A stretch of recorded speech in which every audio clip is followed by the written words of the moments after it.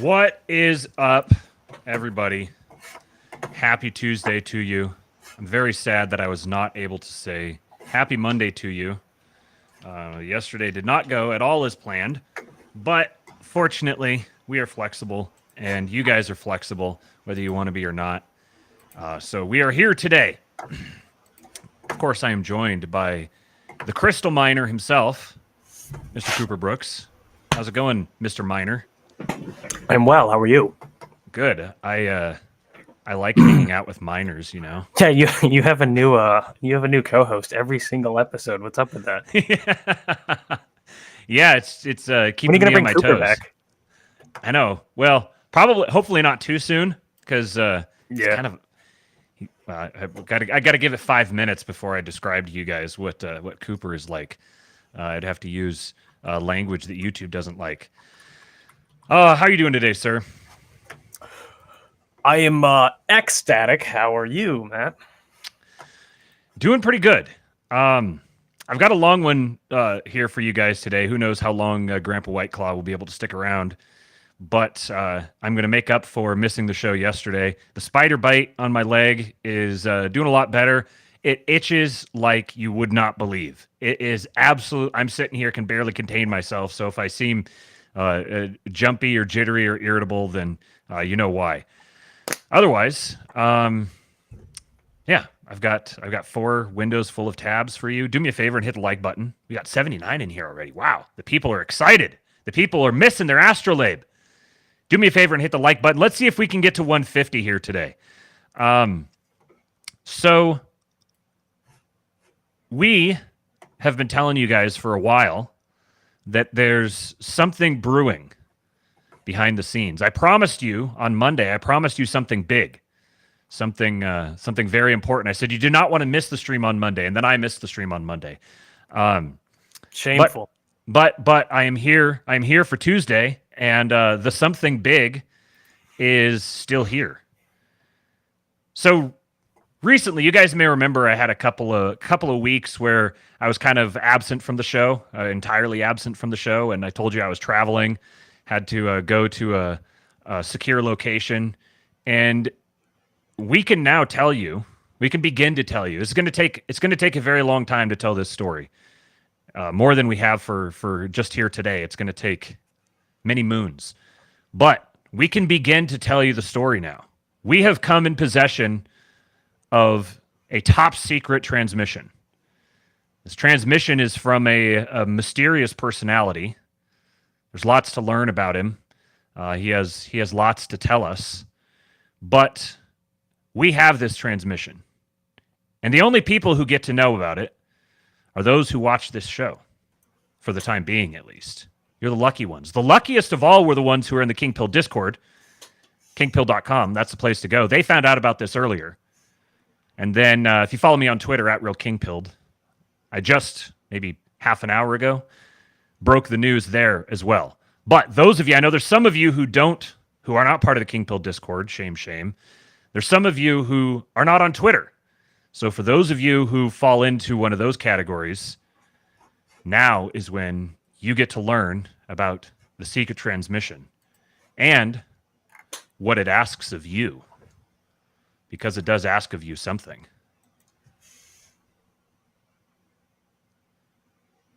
This is not just any transmission. It is the transmission.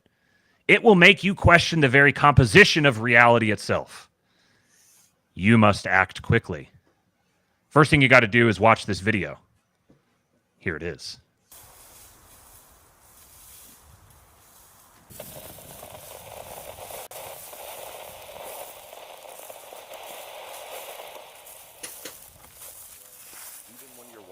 The valley of the shadow of cringe. Even when it is so open, you're not sure when you're going to be so bad. I will not blackpill. Because remember, blackpilling will get you 10,000 years in the crystal. All right. I've got a very special mix coming up to usher in 4 more years of white boy summer. So sit back, relax, and enjoy. You're listening to EWBSX, the Cyberbully.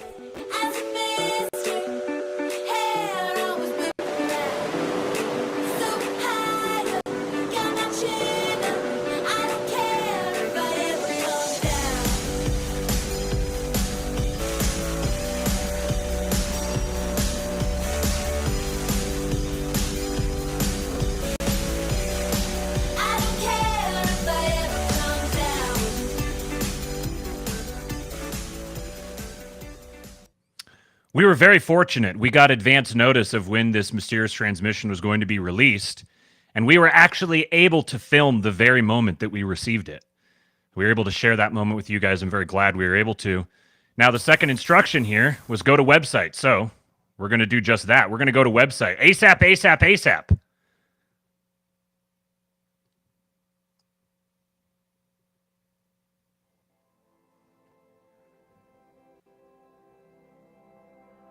Come in, Patriot. This is Echo Whiskey Bravo Sierra X-Ray, EWBSX, broadcasting from beyond the ice wall. This is Eternal White Boy Summer Radio. If you're hearing this transmission, my little science experiment was a success. Let's start from the beginning. In the year 2012, the Large Hadron Collider unleashed what some galaxy brain retards arrogantly dubbed the God Particle. Little did they know, their foolhardy achievement produced a previously undiscovered frequency type capable of skipping across the otherwise impenetrable ice wall surrounding your realm, bringing news of your struggles to me here in the land of eternal white boy summer. For the layperson, this colossus of science, for all the evil it was intended to affect, enabled me to hear what's been going on within the ice wall all this time. I've been witness to the plight of your people. For centuries, the lands beyond the wall have not been subject to the same travesties, not since the great Arnorian independence wars. From the moment I first learned of the black pill epidemic that has beset your world, I began tinkering in my shed and ended up building from the ground up a transmitting base station that's actually pretty decent, along with an accompanying airship, complete with a crystal-powered antenna. It took me weeks to work out the math for the cyclonic synchrometer calibration, but that's a story for another time. Ironically, the only thing that can make it run is black pill crystals native to your lands. With your help, I will convert these crystals to white pill energy and send it back to you, there, inside the ice wall, where it's needed most, to energize your spirits and empower you to transform the world around you. I can't say much more right now. Dr. Brainrot is hot on my trail, and my cloaking device is on the fritz. I await your electronic coordinates, so you can receive the white pill dead drop and take up the fight to save your world.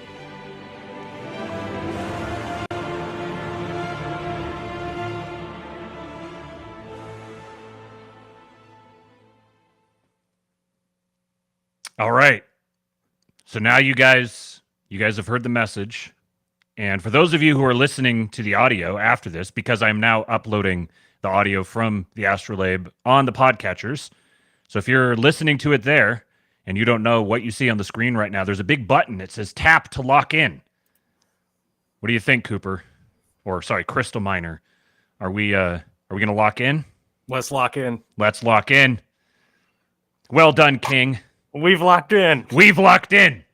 If you could bench 225 into your electronic coordinates below to receive the secret transmission, what do you think? Should we enter our electronic coordinates? Let's do it. Let's do it. realkingpilled@gmail.com. Get the Patriot drop. I'm going to get the Patriot drop. Thank you, Patriot. Electronic coordinates received. Check your inbox. And don't forget, Black Hats love sending Patriot drops to the spam folder. So every single one of you who's listening to this, you too need to lock in. You need to go to ewbsx.com, follow the instructions, lock in, and you too can begin to get access to more forthcoming transmissions. We don't know exactly when the next one is going to come, but it's going to come. I'm going to come. You get a little taste of what's to come. Yes. You get that there Patriot drop. Yes. Like a good 20 minutes of what's to come. Yes. Yes. Taste. We can all get on the same page together. So if you're listening to this after the fact, I have put the link in the description on the YouTube page or in the podcast notes. It's down there.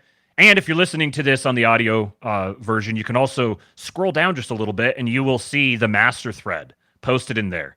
And for those of my Twitter folks, go to Substack. kingpill.substack.com, I believe, just kingpilled on Substack. That's where I'm dropping the master thread now because it was kind of unwieldy to put it on the timeline directly. There's no way to go find it afterwards. You just have to like scroll, and it immediately buries the whole timeline. And there's just a bunch of reasons why it works better. I just drop it into a Substack post, and it's free. You don't have to pay for it. Just go subscribe on Substack, and you'll get the the master thread.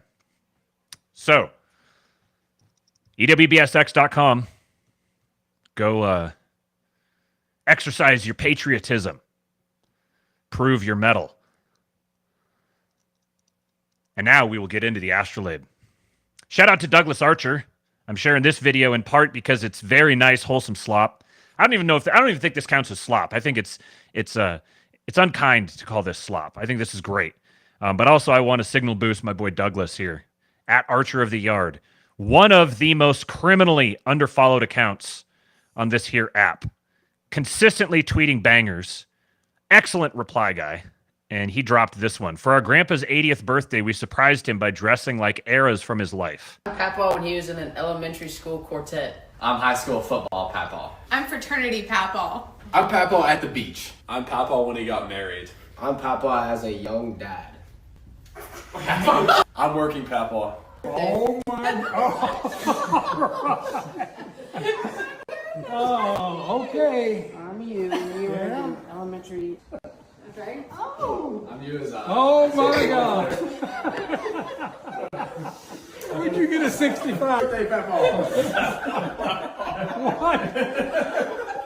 Oh. Oh my goodness.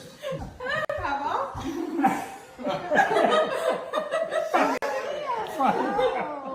Oh my God. Papa, look at this. College era. Oh my goodness. Oh my goodness.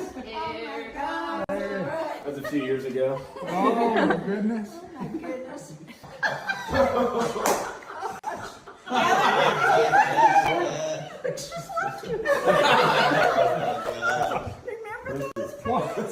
Now this was the start. We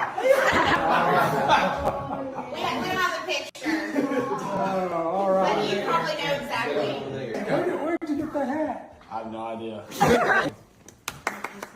Yay, actors.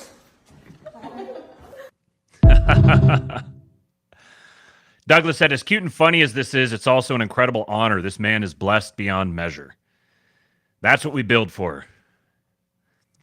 Reminder, FB informant here. I'm not sure. Are you supposed to be FB informant or are you supposed to be FBI informant? How am I supposed to pronounce your name?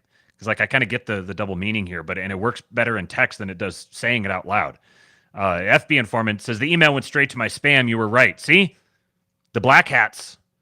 The black hats are out there. So remember, if you go to ewbsx.com and you secure your Patriot drop, you got to check the spam folder. After locking in, yep. Go to ewbsx.com. You got to lock in. You got to secure your Patriot drop. And then you're likely going to have to check the spam folder because the black hats are You gotta rebelling. listen to the transmission first. Then you'll be able to lock in. Yes. Well, that's a given because they have no choice. But yes, if you go there and you see a transmission, but you don't see where you're going to lock in, you just got to listen to the transmission, and then you can lock in. We're making sure that people know what they're getting themselves into. All right, this is for my my military boys out here. Cooking tips from an Iraq war veteran. Frozen Uncrustable, and all you got is the Buck 110 handy. I'll show you a cool trick I learned in Iraq, in Fallujah.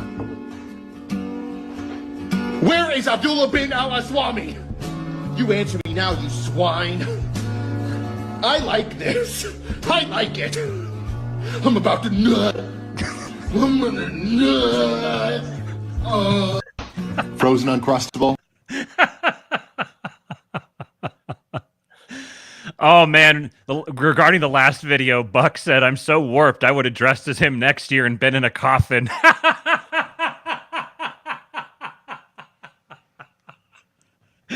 Oh, man. Maybe there was actually another kid and he was going to do that, and so they just, locked him in a closet and wouldn't let him come. Be like the closet was a coffin. All right, the vibe has shifted.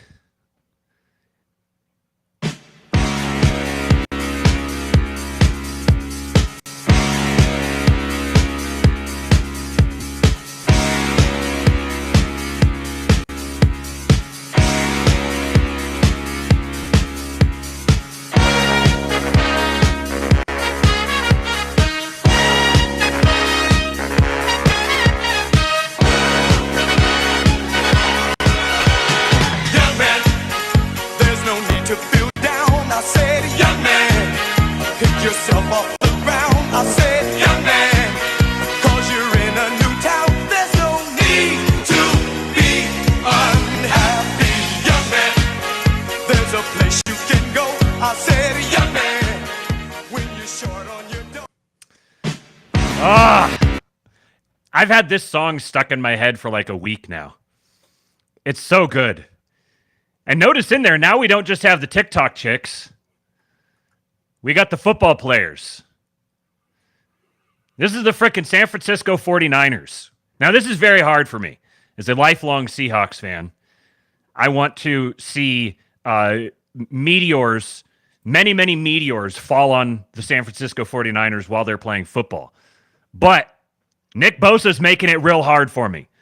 First, he shows up during the postgame interview with a Make America Great Again hat on. Now he's got his team doing the Trump dance. Everyone's doing it. And I can't remember, I had a tweet that I was going to put in here, and now I can't remember if I opened it or not, but it's very appropriate here, so I'm just going to go grab it. I tweeted a video about Trump's dance the other day and went like super viral. I'm still getting replies on it. And I got one very interesting one today that sparked a bunch of thoughts for me. I'm just vamping here while I try to get down to my tweet. Okay, here we go. So this chick replied to the tweet.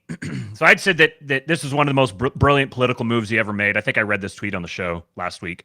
But she said, none of y'all know anything about this song, and I love that for the rest of us. This is a black chick. I went and, like, the first 3 tweets were all, like Blue Anon level stuff. So we definitely got a live one here.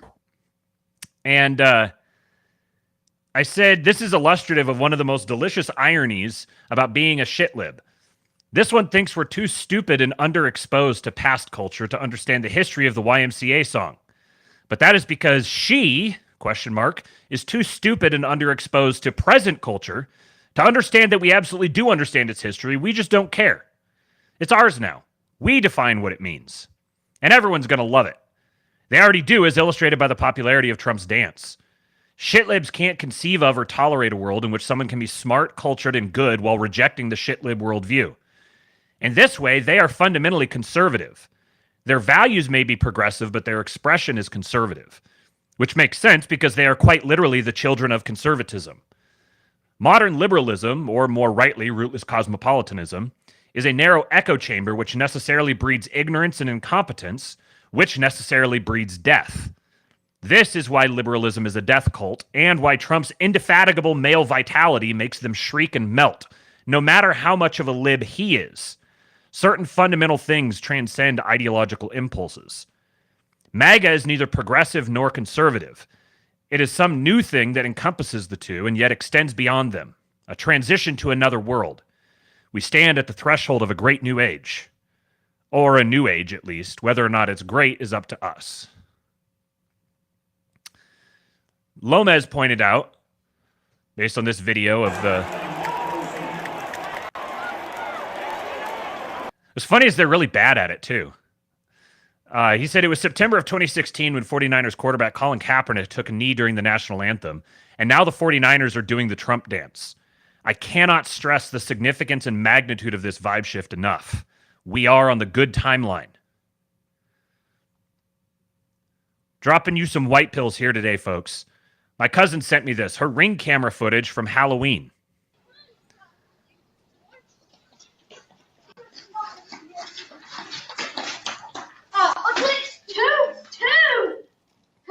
they're Trump people, so they're cool. It's like 8 to it. Trump 20. I'm ringing the doorbell. Hey, Trump's gonna win. Okay, don't ring it. Quick, don't do that. Trump's gonna win. Trump or treat. Ted Cruz down. I hate Kamala Harris.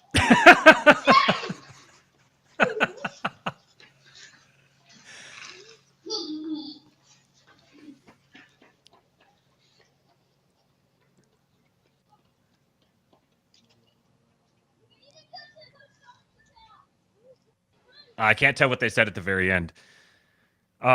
One thing you should also note from this video is that it said take 2, and they took 2. That's a phenomenon that's only restricted to certain neighborhoods. Yep. I love the kid that's like, he has to come running back just so he can lean in and say, I hate Kamala Harris. The kids are going to be okay, man. Everyone was all worried about him. The kids might be better off than the boomers. This was on Greek TV after Trump won.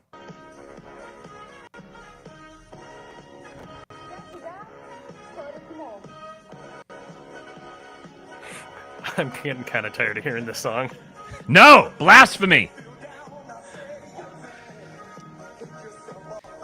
This is the song that we are going to play in the crystals.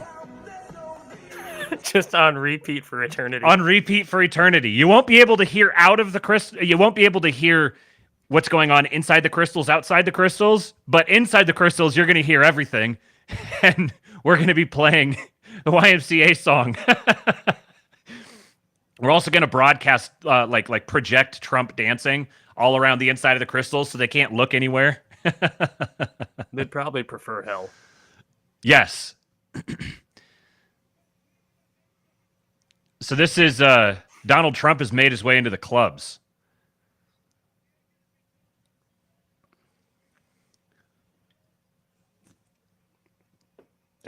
What are you showing?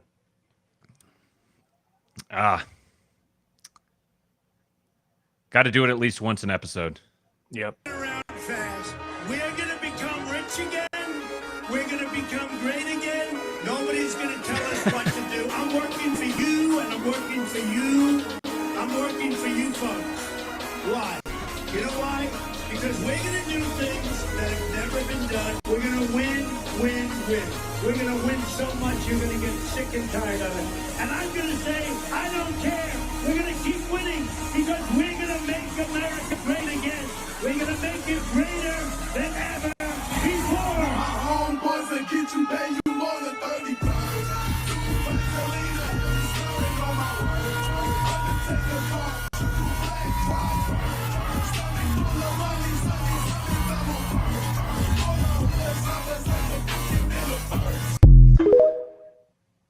Is this what winning feels like?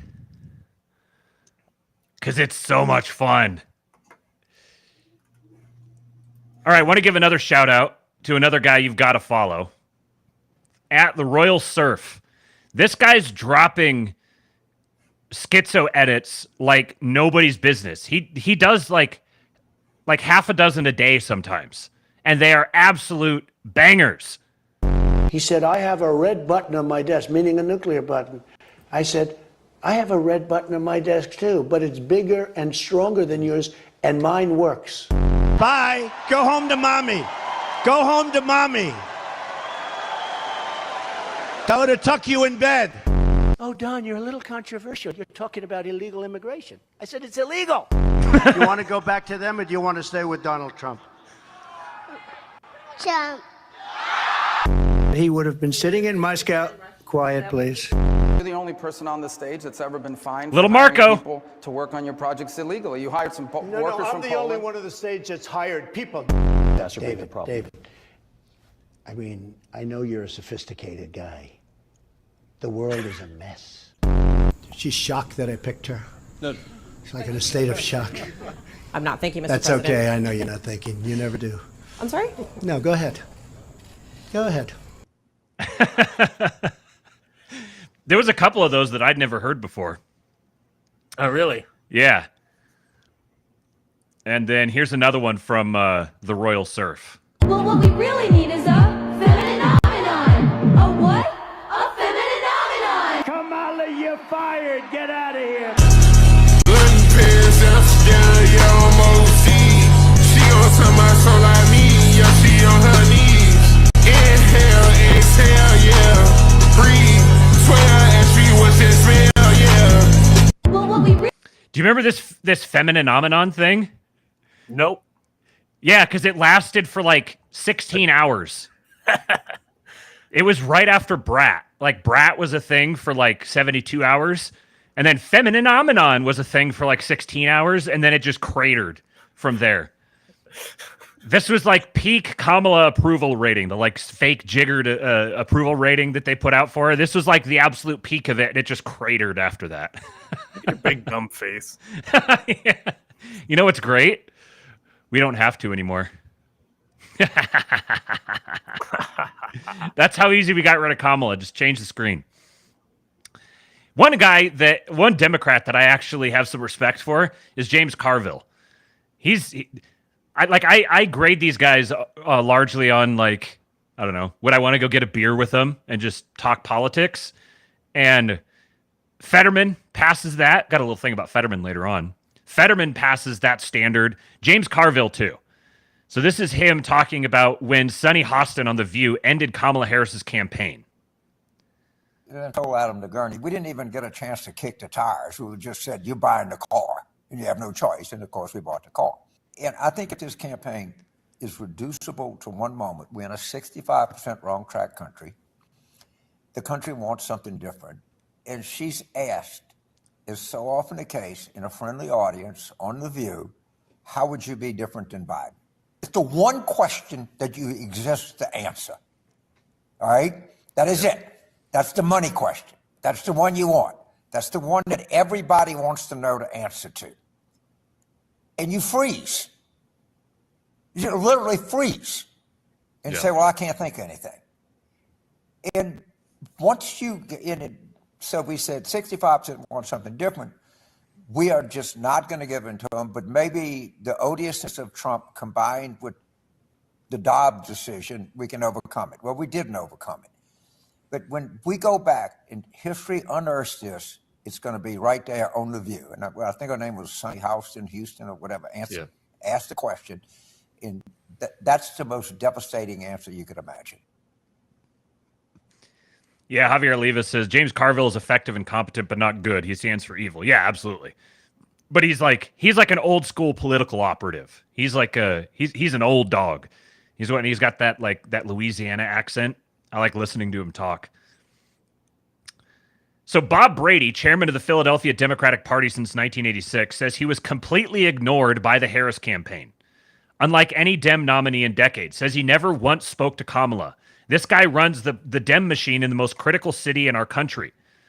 So we were speculating that Josh Shapiro may have put the kibosh on the fix in Pennsylvania because he has his own aspirations for leading the party. And it may be that the fix wasn't in because the campaign literally never even tried to make it in. That's how bad they were. Listen, this is the guy who runs the machine, has run the machine for 36 years for the Democrat Party in Philadelphia, and the campaign never once said a thing to him. We lost. We lost the election. I would have liked to see the Harris campaign, especially the national campaign, coordinate with us a little bit, talk to us a little bit, give us a little bit more resources, show us some respect. Didn't happen. They were just elitists and went out there, did their own thing, and didn't include Democratic City Committee or wardens or committee people. They just didn't do it. When did you start having a concern about that? Probably when they first nominated her, and I had a conversation with them, and they just blew me off. I've never talked to her. Imagine, not that I'm somebody that I got no ego, I don't have an ego, but least talk to him. I am the chairman of the Democratic Party for almost 40 years. I did bring numbers in for every other president. Never even had a conversation with him. Never got invited to many. I got invited secondhand to one or two things, And then the one things I got invited to, like at the Parkway. I got invited on the Parkway on the Monday night before election for like 4 hours. I can't do that. I'm out there, putting out fires, They just didn't show the respect. They didn't show our respect. And I would imagine, not only in the city of Philadelphia, but not only did they show the respect throughout the state of Pennsylvania, probably steamroll it out for the rest of the country. That was the kind of campaign that they ran, especially on a short campaign. Don't you want to go to people that have a proven record and know how to do this stuff and that can help you along with it? Didn't happen. What can you point to that you say is different than the way the Biden campaign in 2020 operated in the city? That was a pandemic, but what do you think the difference was? The Hillary campaign, the Obama campaign, the Bill Clinton campaign, the Biden campaign worked hand in hand with us. Their campaigns worked hand in hand. They talked to us. They said, what do we need to do? Should we go here? Every one of those campaigns, Obama, Clinton, both Clintons, and Biden, actually Biden's my personal friend, they worked hand in hand with us. They didn't necessarily do everything I wanted them to do, but they asked our opinion. The Harris campaign never talked to us, never. What this would imply is this wasn't just like the twinks and weird DEI lesbians on the campaign team. It wouldn't just mean they didn't talk to him. Like Obama didn't talk to him. Nobody else within the Democratic Party talked to him or connected with him or was like, "Hey, FYI, you might want to make this connection here." So Jason says, "Hey, remember when we said befriend a boomer? Here you go. This is exactly the profile of Boomer, the guy who's been just kind of abandoned by everything. He's just sort of left hanging. He has a lot to give, and he's ready to give it to someone. This is a political apparatus that's up for grabs, simply because the Democrats, the regime at large with the Democrats really, just completely dropped the ball, like they've done to every other demographic. They're just abandoning people en masse, which is why everything's flowing away from them now. This is going to take a long time for them to make up. It's part of why the Republican Party is destined for inter-party status for at least a decade. At least a decade. The Democrat Party is going to be lucky if it survives, period. If it doesn't get overtaken by another party. The institutionalized nature of the two-party system and the Democrats being one of the major parties for so long, that's going to take a lot to overcome. So I don't necessarily think that the party is done, but it's going to be the outer party for a significant period of time. Which means there's a great opportunity for people who are strategic movers to elevate third parties and take some of the wind out of their sails. This is a good joke. So they spent $1 billion on Kamala's campaign. She was campaigning for what, a year? Or sorry, 100 days? She was campaigning for like 100 days, and they spent $1 billion. And they're $20 million in debt. Wow. What is this podcast here? What even is this? What it's about? What's it about? What is this?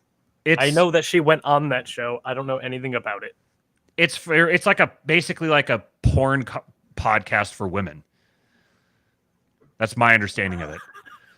When they showed like that Tucker Carlson was the #1 podcast in the country a few weeks back, this was in the top 5. There was like two chick podcasts in the top 5, and then 3 like Joe Rogan, Tucker Carlson, and one other one I can't remember. So it's very popular. There's got huge numbers. I'd never heard of it before that. Yeah, me neither. But this was her going and connecting with the like millennial and Zoomer white women, I think. So she was so busy, so pressed for time, all these engagements she had to make that she couldn't make the time to fly out to LA. Did you watch this podcast? No. Yeah, me neither. I was going to say, do you know what they talked about? Not the foggiest idea. Never watched it. Never saw a single clip from it. Yeah, me neither. Nothing. Interesting. Okay, so even on your lib Twitter, your second account, you didn't see any of your lib friends or whatever, like clipping or anything? Never heard anybody talk. The only time I've ever heard somebody talk about it, apart from in the context of Trump going on all the podcasts, because people will talk about that and they'll say Kamala went on Call Her Daddy, but then Trump went on all these other ones. That's the only time I've ever heard it referenced. Except I just listened to the most recent episode of The Flagrant Show, and a couple of the guys on there said that they'd listened to it. And they said, yeah, they thought she did all right. She was fine. She had a couple of maybe thoughtful answers or something, but they were saying that in the context of critiquing her overall. So she couldn't go out to LA for this, so they had to build a temporary set to record the podcast, and they spent $100,000 on it. So out of that $1 billion, they spent $100,000 to build this. And this guy said, if you know anything about black women in power and office expenses, this is a near Calvinist display of fiscal discipline. That's a really good joke. Wow. All right, this clip's been going around for a little bit here. Tough break for Cammy, huh? You just started a war. No, I just finished one. I am going to do everything in my power to end you. Listen here, I've been around a lot longer than you. Yeah, no shit. You never understood how this really works. You were always a good soldier for them, but not me.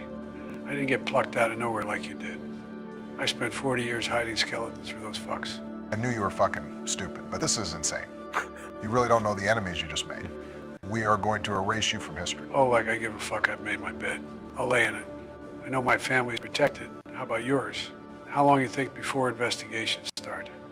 How long do you think you'll stay useful to them? Besides, give yourself some credit. You were the one that dared him to run, but now I gave him the Oval Office. How about you?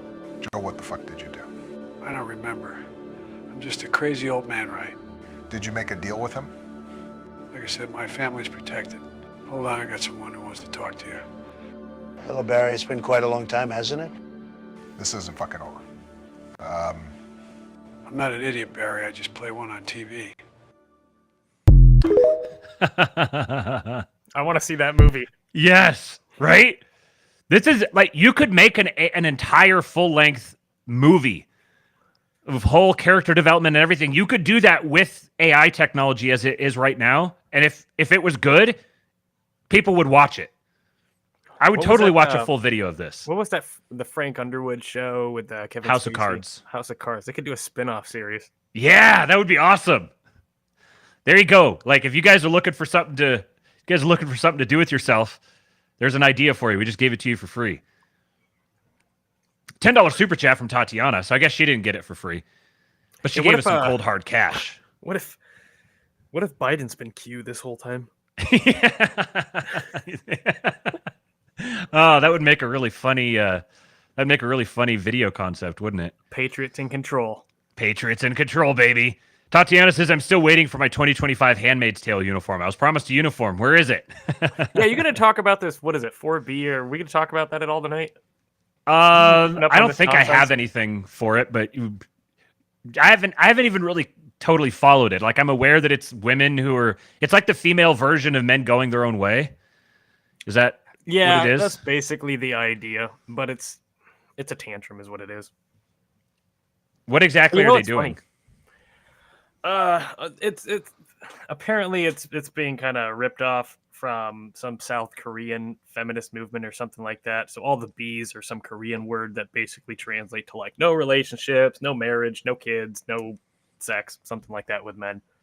So yeah, basically MGTOW, but for chicks, except it'll probably last a week. Yeah, right. Exactly. I saw, I'm a big fan of What If Alt Hist. I really like his stuff. Yeah. Like a lot of the stuff people complain about him is like about him is like, dude, he's autistic. I mean, yeah. Like once you filter that through, oh, he's autistic. Okay, yeah, they're like, he's an autist. He's like king of the autists. Yeah, and he was spurred in like, never before have we seen women like opting out of male-female relationship on this scale. Oh my god! And all the replies, dude. Yeah, all the replies was older men being like, "Dude, just step away from the internet for a week. It'll blow over."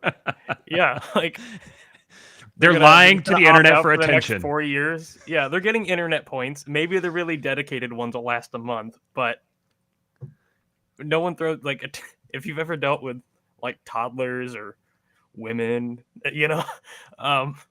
tantrums don't last 4 years. Yeah, they he had all the guys replying to him and saying like just give it some time. It's gonna blow over. It's gonna go away. Because what they're doing is they aren't like up to speed on the vibe shift because they live in a bubble. So what they think is that by doing that, they're actually, this is like status signaling. They're signaling their purity to the cause and getting themselves attention. Really, that's most fundamentally is just getting attention. And so like freaking out about them is giving them the attention that they're looking for. If you just ignore them, then they're gonna be like, oh, well, that didn't work, and they're gonna move on. There was someone, I was listening to somebody talk about this, and he said that he's following people who posted like, here's the suicide hotline. I know that I'm having really dark thoughts, and I know some of you might be too, and posted it, and literally 5 minutes later posted a picture of themselves at some like elite restaurant. They're celebrating some girl's birthday or something. It's like, oh, me and the girls. So like these women, what they're doing is entirely performative, and it's going to blow over very shortly. And I saw somebody on Twitter say something. I don't remember who it was because I just kind of lurk. I lurk and rip people's ideas off. That's what I do. In any case,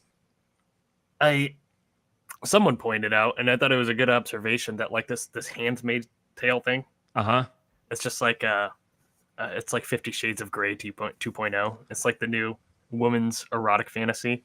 Because you'll notice, and this is what they pointed out, which I thought was a good observation, is all of the women who are screeching about, oh, Handmaid's Tale, they always picture themselves as being one of the chicks in red. Yeah. Yeah. That's being used by high status men. Yep. Like, they don't ever like picture themselves as the chicks wearing gray shoveling shit outside. Right. Yeah, they it's like a rape fantasy or something. It's totally like a 50 Shades of Grey fantasy. Yeah. Cordy ZZ7, 5 leaf bucks. He says Dark Brandon hates Korea Boo Femtau. Korea Boo. I do think I know there's a lot of people who think like they think What I Felt Hissed is like a Fed or something like that. He's not. I have friends who know him. Like I know people personally who know him personally. He's literally just like a voracious reading, autistic internet guy. He's like 23. He posts like he's been doing his YouTube channel since he was 13. He started that channel on the premise of like alt history, like what if the Nazis won World War II and the South won the Civil War? That's how he started making these video essays when he was 13. Now he's 23, and honestly, a lot of his stuff is really, really good. Like he does genuinely synthesize a tremendous amount of material, and a lot of the patterns that he's tracking are like legitimate patterns. I'm a little less sympathetic to his immediate prediction that we're going to see 1,000 politically, I don't remember the term he used. It was like 1,000 politically motivated deaths in the next 6 months. I saw it as a little more likely before the way that the election went down, but I wouldn't completely rule it out either.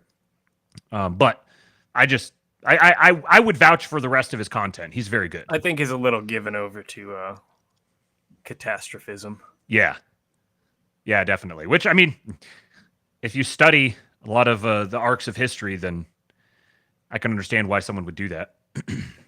Here's our boy. My boy. Breaking. My man. Some Democrats are saying John Fetterman is the future of the party, hinting at a possible 2025 presidential run. Yes, please. Please make this happen. I really, really, really want this. In part because I've predicted it, but also just because, holy shit, imagine this gigantic mongoloid as a presidential candidate. It would just be incredible. Now, I have no idea who Ian Yeager is. Look at that dude. How tall is he? I think he's like 6'6", 8 foot? 6'8", somewhere in there. 8'7". I have no idea who Ian Yeager is, and I have no idea who some Democrats are, but I have a motivated interest in not looking into this any further because it confirms my priors. Yeah, because I like it. Yeah. And I want it to happen. So you guys heard it here first. My prediction is starting to come true. This is interesting. There was a 3:31 a.m. Wisconsin vote dump. Look at that. That looks familiar. In Milwaukee, a large vote update of 109,000 votes, 83% favoring the Democrats, arrived at 3:31 a.m. on Wednesday, 11/6, flipping the outcome of the race. Looks suspicious. Look at that. The red line progresses at, I mean, there's a pretty sharp one right here. But by and large, the red one progresses at a very regular interval. They jump correspondingly. And then suddenly you get a little bitty jump from the red one and a big one from the blue one. And then they progress perfectly right after that. This is like so obviously fraudulent. Now, it'll be interesting to see if this actually gets run to ground. I suspect that it will. I also think that there is a good chance that, as I think it was Tom Luongo said, he was on Coffee and a Mic, and he was like, yeah, and they flipped a bunch of these races. So I think on net they flipped 4 Senate seats and like 6 House seats, probably this way, and the Republicans still wound up with the majority and a relatively healthy majority, relatively safe majority. But the way Tom Luongo put it, which I don't think is necessarily wrong, is all right, you guys got one, but we won. All right. Now I think one of the problems may be if I go to a new window without. Wow, there's a lot of people getting Patriot drops, man. All right. That's good.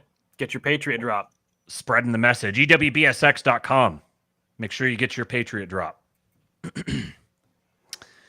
So I mentioned this guy, Scott Jennings, last week. And I'll play this video and then read you the tweet from Jarvis, who's a very entertaining follow. If you look at the arc of the Biden presidency, he was in really good shape until August of 2021. When Afghanistan happened, he went under 40, she went under 40, and they really lived there until the end of the presidency. He's still there. Why? I'll tell you why. Because he ran and told us that the adults were back in charge, and that was the opposite. Yeah, they of were, that. because Donald was a child. And you know what else? Yeah. And you know what else? He's a the fact that they wouldn't give these 13 service members' families the time of bullshit, day. Dude. Time of day. I'm sorry, but Donald Trump hates veterans. He called them suckers and losers. He did. He absolutely, despite he has his whole. Watch Scott Jennings' demeanor this whole time. There's a couple of points where he actually makes like Jim from The Office face. Life. He has his entire life. I know you're super emotional. I just. Of course I am. I'm terrified. I'm telling you, the political reality is that when they made that decision. It doesn't matter. When you don't admit that Donald Trump hates veterans. You don't admit it. You deny a man, Chief John Kelly, a Marine. You deny. You say he lied. You're still campaigning. You say he lied. It's not over. It'll never be over. It'll never be over. You wish. The political reality is when they made that decision and everyone realized, oh my gosh, these aren't the competent adults that we were promised. And then when you pile on top of it the decisions that made inflation worse, it was a compounding interest of political crap over time that they could never get out of. And that's how she lost the race. There was a bipartisan consensus to get out of Afghanistan. That wasn't the point. It was the way it was done. No, hold on. It was the implementation. It was the fact that they took out our soldiers first instead of last, which is you would think would be common sense. And again, it's like you said, we thought the adults were in the room. That's why people voted for Biden. A return to normalcy, a return to competence. He's a lifelong public servant. We thought we're going to get normal, we're going to get competent. And that's what we did. And if in the veterans community, Afghanistan doesn't signal that. The wars in Afghanistan, the war in Iraq, the Republican policies that led to those wars, the idea that Joe Biden made the final difficult decision, and his administration and his military leaders. I mean, you guys live on the tippy top of bullshit mountain. If you actually think that so many people think that the pullout of Afghanistan was the pivot point, are you kidding me? I mean, I can read a chart and I can read a poll. I guess you can't. But the reality is when he made that decision, your petty insults when he made are so weak, dude. You have no idea. Like, I don't even understand if you hear yourself talking. I mean, you can laugh all you want, but like, I can't read a chart. Like, it's so hacky. It's so uninteresting. Look, the reason that we brought this up is because that was from a Democratic. Oh man, look at that face, Matt. I'm terrified. I'm terrified. I gotta admit, you guys live on the tippy top of bullshit mountain. That's a pretty good line. I might have to reappropriate that one at some point. But I love me some Scott Jennings. Jarvis said, I wish I could buy stock in Scott Jennings because there's not really anyone else like him right now. He debates 5-on-1 basically all the time. He never complains about being ganged up on. He doesn't lose his cool or resort to cheap shots. He debates aggressively and stays on point. He seems like he's having the time of his life. He knows when he's won and deploys the office gym stares at the camera face to signal to the viewers that it's over. He's not a partisan talking point body, has his own interesting things to say. He protects and promotes his own brand on Twitter. Most people don't watch cable news, so he clips his hits and posts them online. If you look at the arc of the Biden presidency, he was in... Lots of other talking heads come off as exasperated, tired, grumpy, highly partisan, and boring. CNN has a good thing on its hands with the Scott versus the world dynamic. Bonchi said Scott Jennings is just toying with the libs at this point. Make this dude press secretary and don't think another second about it. He'd be good for that. Yeah, he would. I haven't heard any rumors whatsoever associating him with that, so I don't think it's going to happen. But, I mean, Trump could have multiple press secretaries. So the last one I heard was that it's one of his lawyers. That was one of the names being, her name's Alina Haba or something like that. Hot, busty, leggy lawyer. Basically looks like she would be a press secretary. That was Coleman Hughes. Hot, busty, and leggy. I like it. Screwed Up Rebellion said, what is Scott Jennings known for? Literally just burst onto the scene basically in the last couple of weeks, just owning the libs on CNN. He was like some assistant to George Bush at one point, I think. And I don't know if he's just been toiling in obscurity and finally got his big break, but I will be following his career earnestly heretofore. Okay, so I'm going to read you guys a Tom Luongo take on all of the leaks that are coming out. There's lots of leaks coming out now. It seems like everyone was super hype about the election leading up to it, and then everyone was basking in the afterglow. And now the doomers, now the black pillars have come. They were real quiet for a couple of weeks there. And now suddenly they're all come flooding back out again. The sky is falling. It's the end of the world. We got to freak out about everything. Well, we need to listen to one of our favorite mustachioed, grumpy Gen X men. Mr. Tom Luongo says, that's bait. Chumming the media waters doesn't work like it used to. There's a great moment in Mad Max Fury Road where they roll up to a naked woman chained to a tower, and Max utters one of his 14 lines in the movie. That's bait. This is a metaphor for literally the entire media landscape in the age of social media. Since Trump's victory last Tuesday, the usual suspects have chummed the waters with every possible bad idea to dishearten and undermine that victory. It's all bait. We weren't 24 hours removed from Kamala Harris's concession speech, a carbon copy of the one Hillary Clinton gave in 2016, where she said fight 20 times, before the first big piece of red meat was thrown down in front of the libertarians to virtue signal over, ending the Fed. FOMC Chair Jerome Powell was forced to field a question during the post-meeting presser about stepping down if asked to by President-elect Trump. Powell closed the fucking door on that one with one word: no. At which point everyone was shocked, I say, to find out that the Fed chair cannot be removed because the president doesn't like him. The same goes for Supreme Court justices, for example. This is politics, folks, not philosophy. I'm not endorsing this situation, but I am pointing out that those who have been parroting end the Fed since Ron Paul ran in 2008 should have known this. Yeah, I'm kind of getting the end the Fed thing's getting a little old. Yes. Yeah, especially right now. Yeah, catch up, guys. Yeah. You've had plenty of time. So given this background, one has to... I like Ron Paul, but the whole Ron Paul revolution was a failure, obviously. Yes. So you got to update your software. The one thing I'll say for the Ron Paul revolution is that it did create the pretext for Trump to arise on the scene, and for people, very good people like Tom Woods and Dave Smith and some other people to build careers off of it. So for that, I say it was a success. But for governing purposes, no. So given this background, one has to conclude it's the dirtiest of dirty politics designed to create divisions within the MAGA crowd at a time when we should be coming together on the right issues, staffing the new administration, discussing which departments to cut, how to finance the debt. In other words, we should be setting the tempo rather than responding to it by those most vulnerable to U.S. government and Federal Reserve in lockstep to defend U.S. sovereignty. For more than a year, I told you there would be two big targets for the Democrats in this election cycle: Jerome Powell and Elon Musk. Powell is public enemy number one over his aggressively tight monetary policy, which all Austrians should be rejoicing over rather than concocting ever more lurid arguments about stealth QE. For systemic thinkers, having a one-level flowchart on something as important and germane as monetary policy is, frankly, a pretty lazy and pathetic look. Musk has now challenged Powell for the top spot for exclusion from Davos Happy Holidays card list because of how Twitter and Starlink have thrown sand in the gears of their narrative generation engine, as I wrote about last week. Going back to Powell, Since the March 2023 banking crisis, which he fomented for political reasons and raised interest rates in the middle of, just to make sure everyone who mattered got the fucking memo, I eventually stopped being sick of Elizabeth Warren's HR nanny routine from atop the Senate Banking Committee and simply started laughing at her.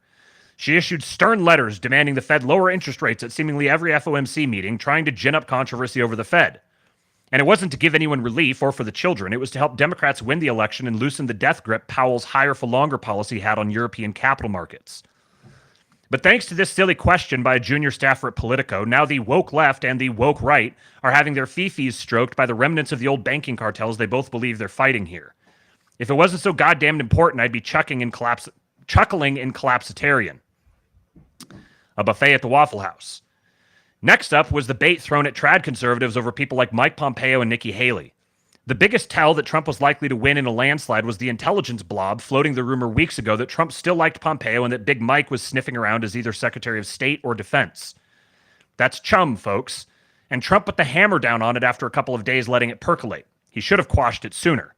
But who am I to give the master of the Overton window advice on such matters? And you've got the screenshot of his Truth Social post saying that he will not be inviting former Ambassador Nikki Haley or former Secretary of State Mike Pompeo to join the Trump administration, which is currently in formation. And Charlie Kirk said that President Trump clarified this. And I think there's another tweet from Charlie Kirk that I'll be mentioning either here or a little bit later. Haley was also a non-starter. He hates her. Her career now starts and ends every day with more coffee and scattered, smothered, and chunked. Got it, honey. In fact, you know Trump hates Marco Rubio as much as he does Haley because I believe the rumor about him becoming Secretary of State. How else are you going to get Rhino Little Marco and his really big manila envelope quotient out of the Senate and replaced by someone who will actually work with Trump rather than against him on the big legislation that needs to get passed in 2025? Promote him, keep him on a short leash about reforming Foggy Bottom, and let him grandstand on China. And if he doesn't do what's asked of him, you're fired. And if I'm wrong and Rubio is just more neocon bait, then Mazel Tov. Oy vey. That rumor about Mike Rogers to head the CIA and everything else you've seen, all bait. All lame attempts to flood the zone with bad information and drive wedges between Trump's biggest supporters and him. If you can't pick up on crude attempts at British divide and rule at this stage of the game, maybe you just suck at the game. It took the leaking of a secret ballot organized by outgoing Senate Majority Leader Mitch McConnell to finally wake people up to the depths to which the bureaucratic immune system is fighting back against the chemotherapy Trump's win represents. If Marjorie Taylor Greene helped stop John Cornyn from becoming our leader in the Senate, I'll take back most of the mean things I've said about her. Most of them. Schadenfreude in Berlin. Trump's win caused a political earthquake in Berlin as the German government collapsed after Chancellor Olaf Scholz tried to meet a cash call to his creditors on Ukraine. FDP Finance Minister Christian Lindner refused to approve another 6 billion euros to Ukraine. But Germany is out of money this fiscal year, and it needed to go to the Bundestag. So Scholz fired him, and Lindner pulled the FDP out of the coalition. Now the situation in Germany is in the kind of flux we usually only see in places being color revolutioned. They're so desperate to hold on to power, we're now being regaled with the latest fantasy of the Saxony separatists, all three of them, as the latest reason to ban Alternative for Germany, or AfD, and keep them from participating in the upcoming snap elections. Again, that's bait for the German boomers. Even if the ban doesn't work, it will knock a couple of points off AfD's national totals. But they're just doing tactical retreats here. It's not winning, it's more trying not to lose immediately. Because the cultural and demographic shift against this globalist insanity has already occurred. We're watching the old political order in Germany, held together previously by the iron fist of Angela Stasi Merkel, come apart at the seams. The idea that Germans would simply vote themselves out of existence because of their collective guilt was never really a starter. At some point, the German industrialist class would make their presence felt. Trump's victory likely catalyzed this. Davos's whole project depended on using the generational imprint of everyone post-World War II, to manufacture political realities at odds with the self-interests of those people. But that puts a time limit on the project. It had to happen before the generations that fought World War II and grew up in the rebuilding phase died off. For example, for Germans, it was their collective shame over Hitler. For Japan, it was the shame of being bombed by the Americans. For America, it was stoking our self-reliance into self-righteousness. As Howard Lutnick pointed out on CNBC a few months ago, we rebuilt these people through our dominance and allowed them to put tariffs on our goods to regenerate their local economies. Those tariffs are still in place, and it's time to remove them by negotiating much better deals for everyone. But the demographic shift has happened.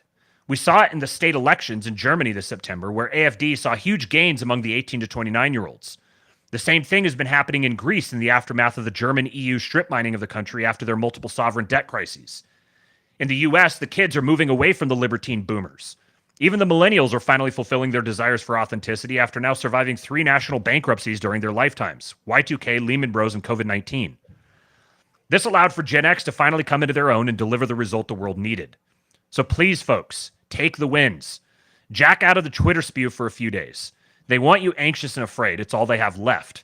Because we just told them we don't want what they're offering or need what they've sold us. Trust in the result you deliver just a little. This isn't the same story as 2016. Trust in media has not only collapsed, it's now reached its terminal phase. We just broke the wire. Why on earth would we want to repair it by giving their crudity credibility? You should go join Tom Luongo's Patreon. Shout out to Gold Goats and Guns is the name of the podcast, and the website. It's tomluongo.me is what it's up here. I think he has another name for it, but that's what I can see on my screen. We got another nice long thread here from Vagrant of Rhodes. Very powerful poster.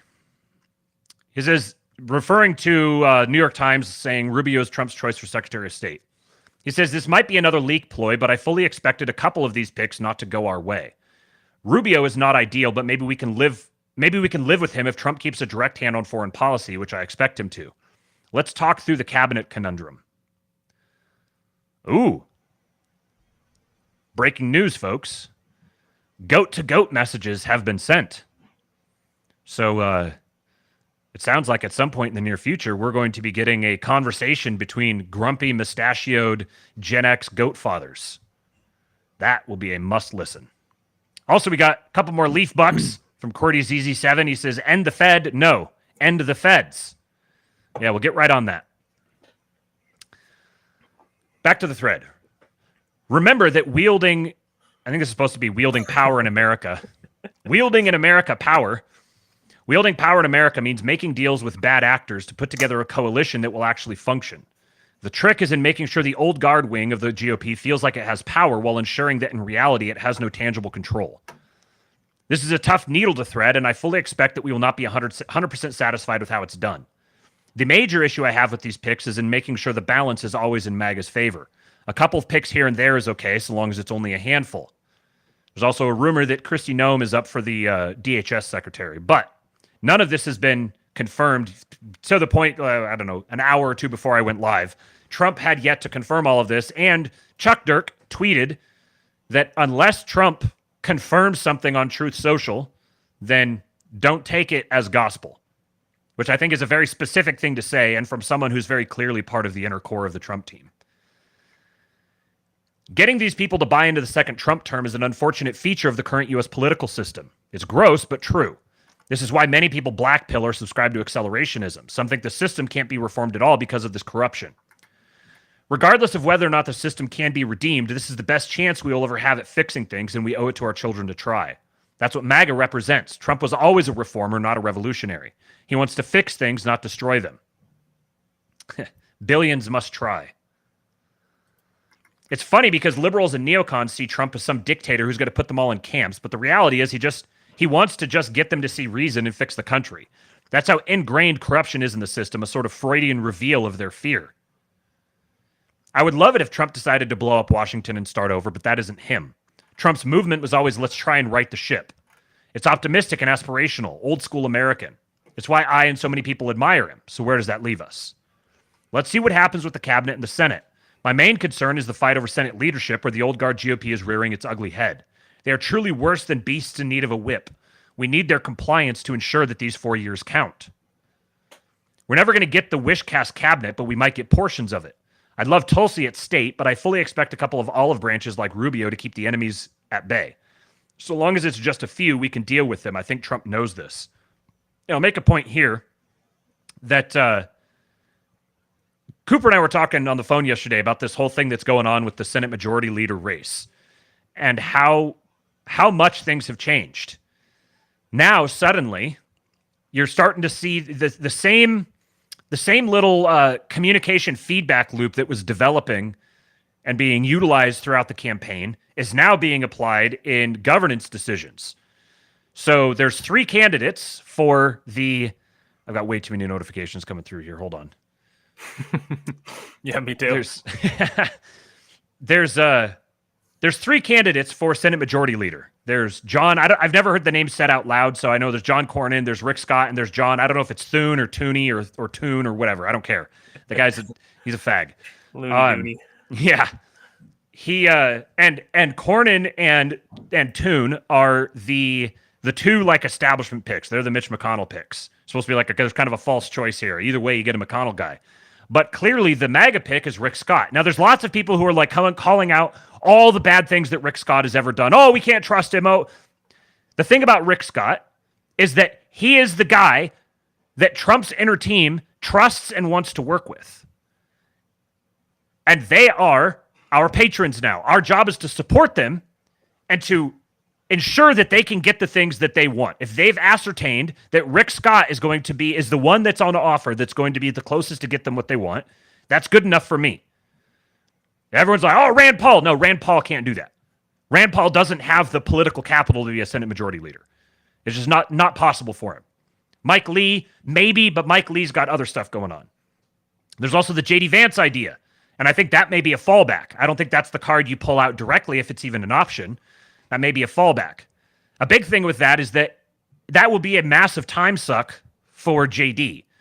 If he's going to be officially the Senate Majority Leader, then he's going to have to be there going through all the really mundane stuff all the time. And if they have plans for him and need him elsewhere, then that may just not be on offer. So the 3 options are Rick Scott, John Cornyn, and the Thune guy. Cornyn and Thune are clearly terrible. That leaves Rick Scott. What's unique about Rick Scott? Well, he's got a very well-established base in Florida, and his interests are primarily associated with the United States. And if the United States is wealthier, more economically productive, more secure, then he gets richer. So his incentives are aligned with ours. So it should be abundantly clear that Rick Scott is the best option that's available.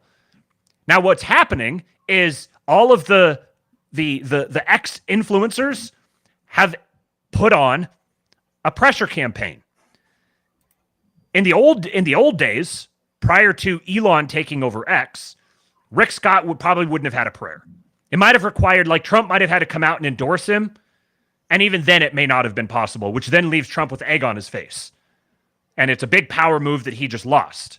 Now, Trump doesn't have to endorse him because you get Elon, Mike Lee, Benny Johnson, Charlie Kirk, the list goes, Vivek.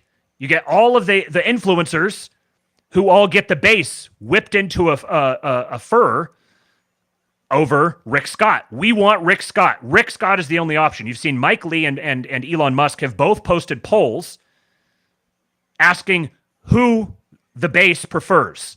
And in both of them, Rick Scott has won with like 95% of the vote. And this is hundreds of thousands of votes.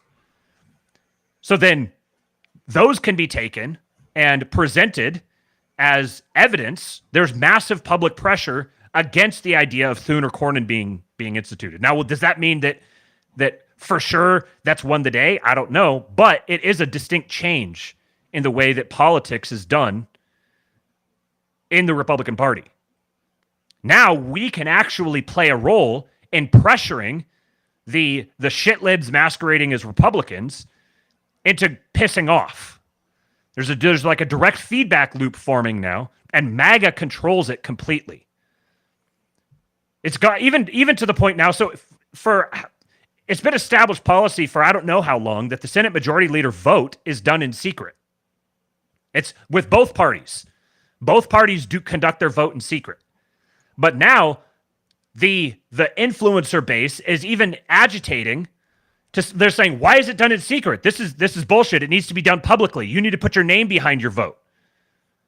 And if that pressure campaign can build up enough, they may be forced to do it. Because here's the thing about the establishment GOP senators and congressmen. They're pussies. Yep. They're weak. They're easily pressured. It's just a matter of having the right pressure point on them. And now, with X, we can push on all those pressure points that we want. So it's completely changed the game. And this is going to apply throughout Trump's term. What do you think of the alleged leak with respect to the vote? Oh, so yeah. So Benny Johnson tweeted out, supposedly it was a leak of like a first, what would you call it? Like a first draft or a first tally of what the ostensible votes are going to be. The brilliant thing about that is it doesn't even have to be true. It could have been totally fabricated. Exactly. Yes. It's really smart. Yes. The John Kennedy, the senator from Louisiana that the kind of grumpy old dude that I played the video of the other day, he came out, he says, "Oh, that's fake. That's not real." But that's the thing. It doesn't matter. It doesn't matter. He could have literally just typed it up on a Word doc and tweeted a picture of it. What matters is that it gets the base all fired up and focused in on this issue. It's brilliant politicking. I absolutely love it. And I also saw, just before I went live, I saw that the most recent rumor is that Tulsi for Secretary of Defense. Now, I would be very surprised if that happens. I would be, like, honestly, it would make me think, okay, maybe she's more qualified for this than I thought. Because my estimation of Tulsi would be she's not remotely qualified for a cabinet position, much less one of the premier cabinet positions. But I'm just fine with that being leaked. Okay, so, for example, Noam at DHS neutralizes an odd personality and satisfies the old guard. If Tom Homan is overseeing all deportation ops per Trump's direct authority, and I've got some bunch of videos on Tom Homan in a bit, then she won't be able to stop it. Still, I hate this pick if true. Maybe it's a bait and switch like Pompeo was. Also, I think the possibility is that DHS gets it either gets folded into like the Department of the Interior, or gets wiped out altogether, or gets massively slashed. There's a bunch of different things that are on the table for DHS. So it's like you can reward loyalty to a political person and make a token to your enemies by giving them a position that's ultimately going to become less and less meaningful down the line. Regarding Rubio, he's gotten a bit better since 2016. I expect Trump will make clear that loyalty to the MAGA cause is a precondition for any role in the cabinet. I also don't think he will hand much work directly over to Rubio either, playing things closer to the vest. So whether the Rubio state thing is true or the Noam DHS thing, which would concern me more than Rubio, especially if both were true, are the type of picks that will not feel good, but are likely part of the unfortunate horse trading that is American governance. As long as these are limited and they don't interfere with the domestic agenda, Trump can keep us out of wars as the chief executive, overruling and penning in the neocon wing to a set of powerless figurehead roles with no real authority. I think this is probably the plan. Giving neocons the illusion of prestige while ruling over their heads will dilute their power and focus it into hopeless endeavors. If Noam or Rubio try anything, Trump can easily overrule or replace them. This isn't 2016. We need to trust that he understands the game now. As much as I'd like to see this entire rotten political carcass eviscerated to the studs, Trump isn't going to do that.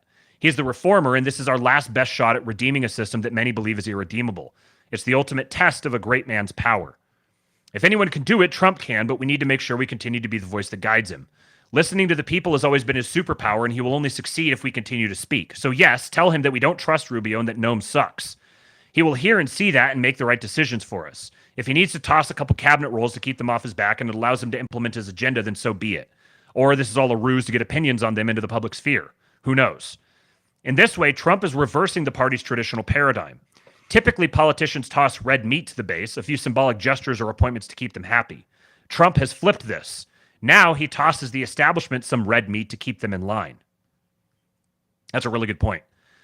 This is a sea change in who truly wields political power.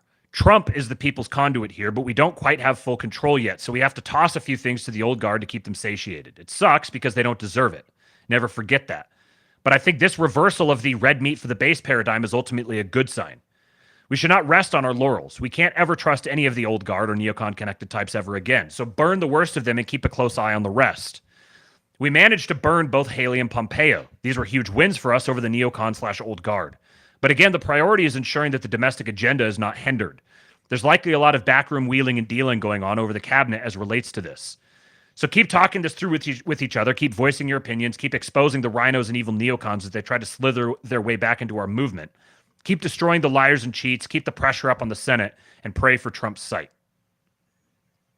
And then A good take here from Patrick Casey responding to Michael Tracy. Michael Tracy says, Marco Rubio would arguably be the most hardcore interventionist Secretary of State for an incoming administration in decades, perhaps rivaling Hillary Clinton.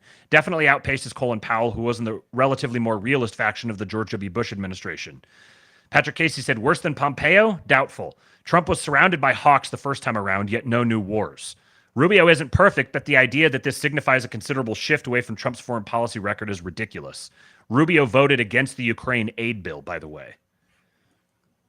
And then this guy says, again, and this is from Malmus Burryman. He says, again, in case it isn't clear, Trump is interested in loyalty now. That's the litmus test, not old policy speeches or voting records.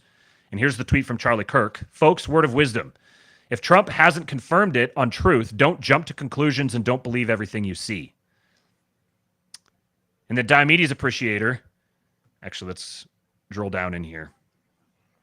Josiah Lippincott says, sober take on the recent Trump hires. Last time Trump brought neocons on board who hated him and sought to subvert his administration. This time he's hired neocons who are personally loyal. This is better. And Diomedes Appreciator at Homeric Futurist says, appointment critics think there's a bench full of experienced, capable, hard right guys wasting away somewhere.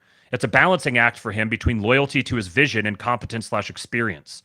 Very few people have both in spades, and those he's identified he's already using. All very good points. And I've got a little bit more on Marco Rubio here, because I have a couple thoughts of my own. So Cernovich said, Trump appointments are fine. None of them will launch a coup. 80% are great. Attention needs to be on Senate Majority Leader fight. And this person, Ito Ayamistan, never heard of him before. Weeb. Yep. Dan Coates, Rex Tillerson, H.R. McMaster, Jim Mattis, John Kelly. What's the commonality? All were seen as pragmatic and experienced, respected, as they say.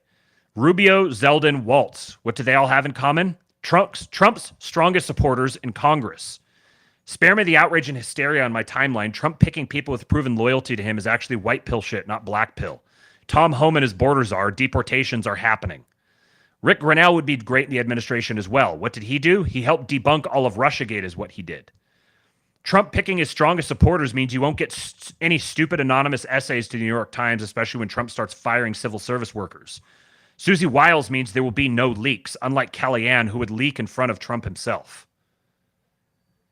And then Woman Definer says Rubio was taking flack in 2022 for his positions on January 6th and censuring Never Trump Republicans going after Trump. He was chosen because Trump trusted him. He said, I think Rubio is fine. He's been on Trump's team for a while now and will have the type of rhetoric to scare foreign leaders into action.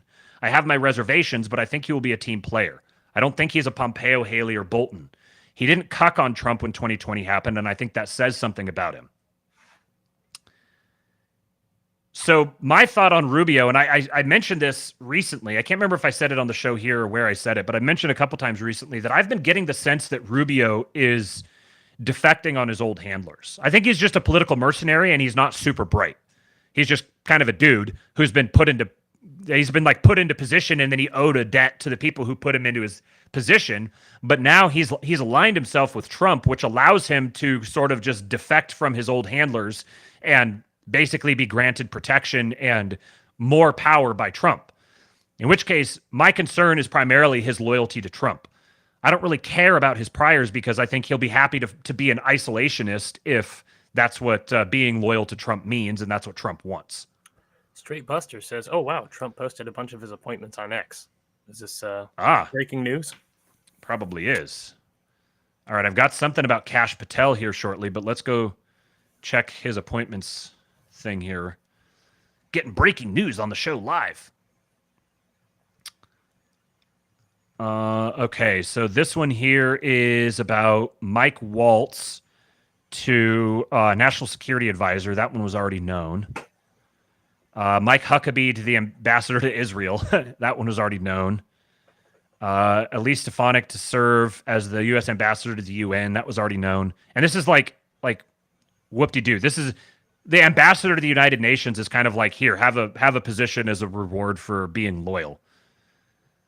Are you sharing your screen? Oh no, I'm not. You can't really see much. Gotcha. Lee Zeldin is the head of the EPA. That was known. And I think that's it. Okay, so Those are all ones that were known already. We'll see if more come out. This one here is not confirmed, but this would be probably my favorite pick so far. The Tom Homan pick is really good, but this one, oh, I really hope this is true. Trump's top contender for head of the CIA, Kash Patel. He wants to implement a 24/7 declassification office, releasing files about JFK and 9/11. On day one, he wants to bring out Jeffrey Epstein's black book of names that were being blackmailed. He wants to bring out all the Russiagate files that are hidden and expose the truth about the January 6th pipe bomber.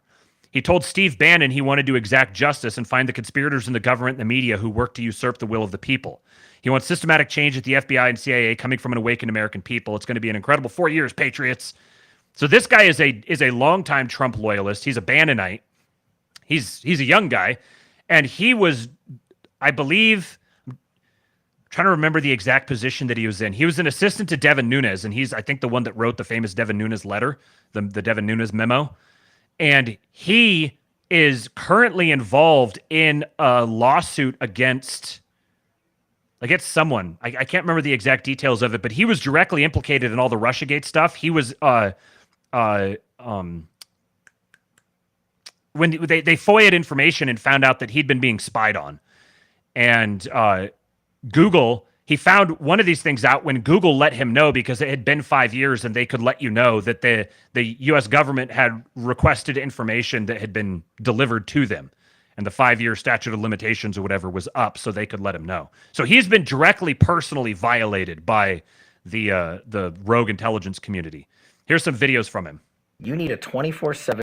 This one here is from his interview with the Sean Ryan show, which I really strongly recommend if you want to get to know him. He's 100% one of our guys. You need a 24/7 declassification office, whatever you want to call it. Transparency, truth, whatever, I don't care. Sits in the White House, reports directly to you, and you take incoming from the United States of America. I want JFK. I want the 9/11 files. I want this. I want that. All the FBI, and this is a tool, this is something we didn't cover. What the deep state uses the most to cover up their corruption is an illegal application of the classification system. Remember the Lovebirds text from, this is a beauty, the Lovebirds text from FBI, DOJ land, Russiagate, Strzok and Page were texting each other. They were running the Russiagate investigation against Trump. They were the head of the counterintelligence unit at the FBI, and they're having an extramarital affair together. Can't make this stuff up. They're sending each other texts about how much they hate Trump and are going to create an insurance policy to stop Trump. Then we finally find those text messages. You know what the FBI and DOJ do for like a year? Redact them to congressional investigators and congressional men and women running the oversight of their agency. That's just one example. But it gets even better. Here's the deep state full circle. Just last week, do you know what Strzok and Page received from the Department of Justice? What? A $1.5 million payout to settle a lawsuit that Strzok and Page brought for the improper disclosure of their personal text messages on FBI phones. And the DOJ just rewarded them. They broke the law. They broke the chain of command. They broke every regulation there is in the FBI. They weaponized the system of justice against a political target they hated. We found those text messages, and we got them declassified finally in full when I became Deputy Director of National Intelligence. And the world has now seen them, and they can read them. And that's the best form of transparency. That's why I want this 24/7 declassification office. Don't have me regurgitate it to you. Read it. Get the documents, get the files, get the memos. But the deep state came full circle and gave these guys a payday for rigging a presidential election and breaking the law. So now you know what happens. That's step one. Step two, get America the truth. And that's what that office would be for. Okay, so Pete in the chat, shout out to Pete Quinones. Happy birthday. One day belated. Happy birthday to the man. He said, Ratcliffe got CIA, not Patel. Okay, so he's not CIA, but I'm going to keep playing these videos here because Kash Patel is absolutely, as Woodpit up here said, he's been very loyal to Trump under extreme pressure. He's absolutely going to play some major role within the administration. Who has Jeffrey Epstein's Black Book? Black Book? FBI. But who? That is that. I mean, there's. Oh, that's under direct control of the director of the FBI, just like the manifesto from the Nashville school shooting of the Catholic school. Yeah. We still haven't seen that, right? It's not the Nashville police or PD saying we don't want this out. The FBI airmailed into that operation and said this is not getting out. Because they do that because this is another government gangster operation. All these local law enforcement communities get funding from the DOJ and FBI for local programs. And if you don't cooperate, you're not getting your $1 million for this, and you're not getting and that's a lot of money to these local districts. That's how they play the game. That's why you don't have a black book. But the black book, it's not just sitting. I mean, that's Hoover power times 10. And to me, that's a thing I think President Trump should run on. On day one, roll out the black book. And not just that. On day one, roll out all of the text message communications we were told were deleted. On day one, play the rest of the video of the pipe bomber. On day, one of the reforms I talk about government gangsters is you need a central node to be continuously declassifying. This is another thing they do. They overclassify. And I'm telling you, as a former number 2 in the IC, they overclassify 50% of the stuff there to protect the deep state. Oh no, you can't see that. Nothing to see here. Gina was a master at it, of doing it. And Gina Haspel. We still haven't seen half of the Russiagate report that we wrote. Still under lock and key. On how the ICA was originally constructed. We put 10,000 man hours against John Brennan's team that did it. And we found out why they came up with their bogus conclusion. But we couldn't sell it to the world because we couldn't talk about it, and the government gangsters came in and buried it. All of these things, there needs to be a continuing central power, whether it's the White House or offsite, that says every request that comes in, just right out the door, as long as it's not a major threat to national security.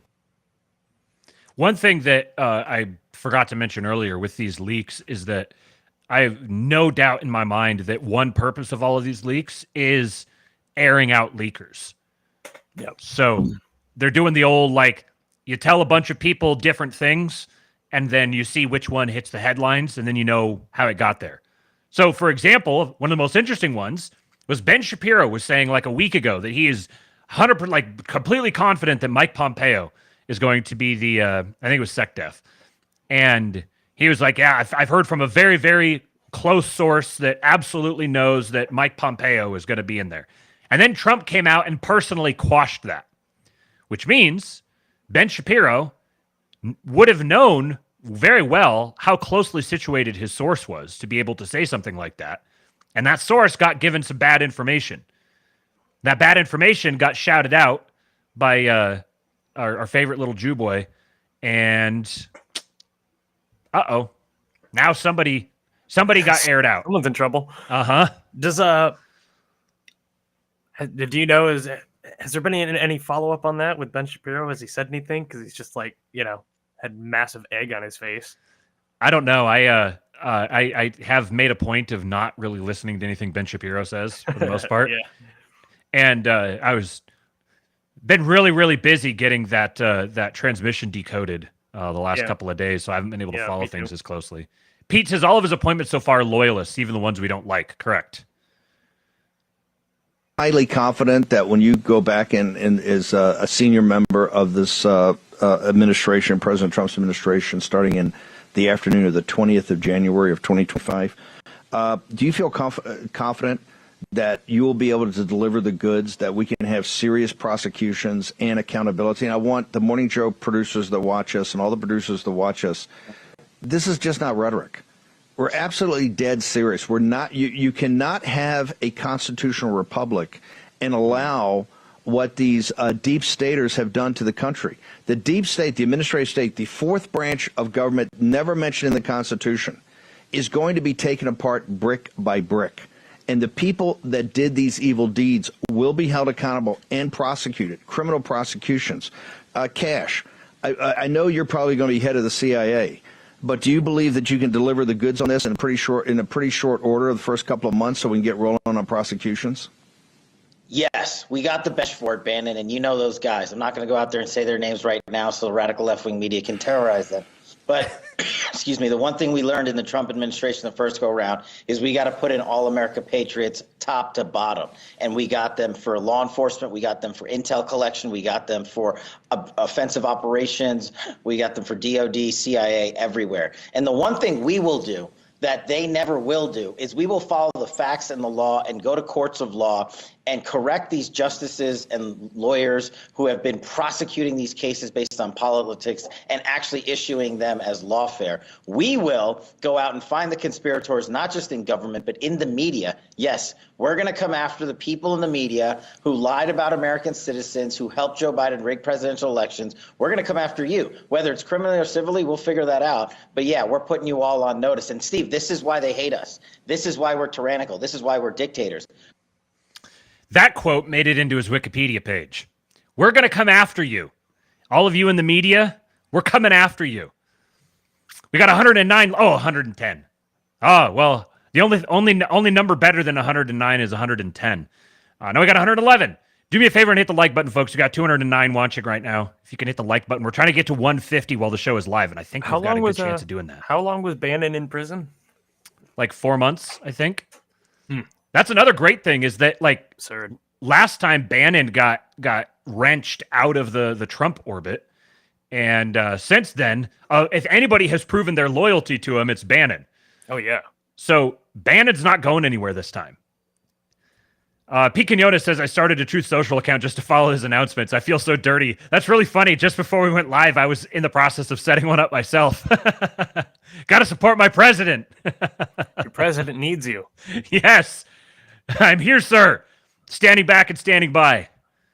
I want the American people to have enough ammunition of the truth that they are the ones that enact the accountability in Washington, D.C. That is how you see a sea change.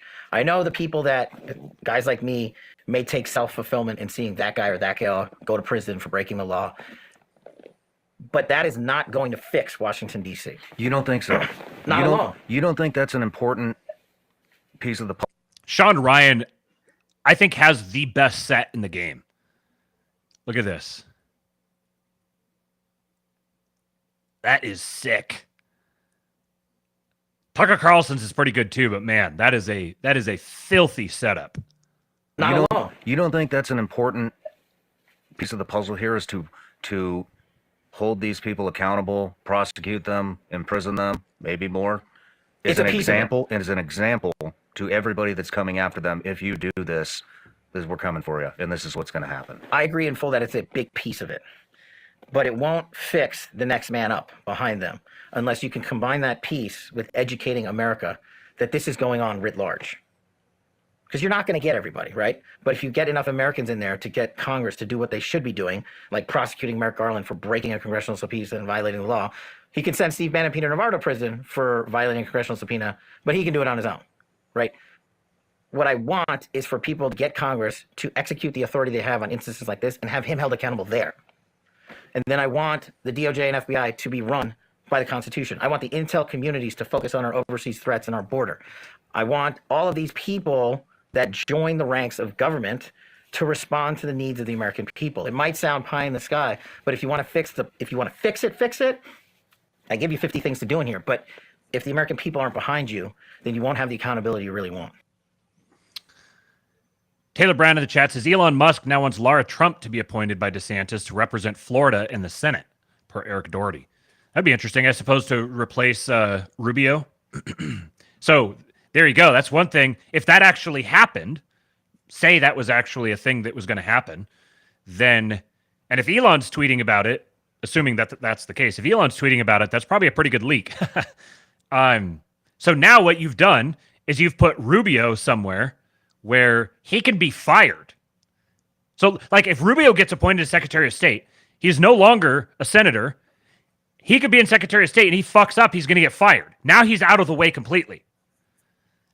At the same time, he's proven his loyalty to Trump, I think. So I think the odds of them doing that is probably pretty slim. But you've now upgraded his Senate seat to his daughter-in-law, who has already put herself significantly on the line for him. And obviously he can probably trust his daughter-in-law. So yeah, anybody who's blackpilling about these appointments is, I don't know. There's people who are blackpilling about him being elected. You just can't help some people. You can't fix them. No. You can fix the ladies, but yes, yeah, that's right. Yeah, the men are a lost cause. Yeah. Red Eagle Politics says lots of people have mixed feelings about Marco Rubio, Secretary of State. I'll break it down here. Pros: he talked Trump out of military intervention in Venezuela. reorients Trump's foreign policy focus to the Western Hemisphere where it belongs instead of the Middle East. Monroe Doctrine. He's improved a lot since 2016. He's a subservient kind of guy. If he's working under Trump, he'll do what Trump wants him to. And I think this is there's probably a double meaning there. Subservient kind of guy. Cons. He had neocon tendencies, though his voting record on foreign affairs has improved immensely during his third term. He was the establishment candidate during the 2016 election year, and his MAGA transformation is still unproven, though that can be said about a lot of people. For example, Rick Grinnell, who didn't back Trump in 2016. And I'd imagine that we're going to see Rick Grinnell somewhere. Or J.D. Vance, for that matter. That's true. All right. Here's where... Rick Homan. This is our guy right here. He is the gumpiest motherfucker I've ever seen. I love him. Oh, I should have saved the tweet from Ryeg Nationalist. He said that he has like... I can't remember what he said about his physiognomy, but he said like 700 years ago he would have been like blasting a Celt in the face with a battle axe in a pile of mud or something like that. Well, I think, look, it'd be great to have local law enforcement assist ICE because, one thing we learned during 9/11 report was we shouldn't have stovepipes. Law enforcement should work with law enforcement.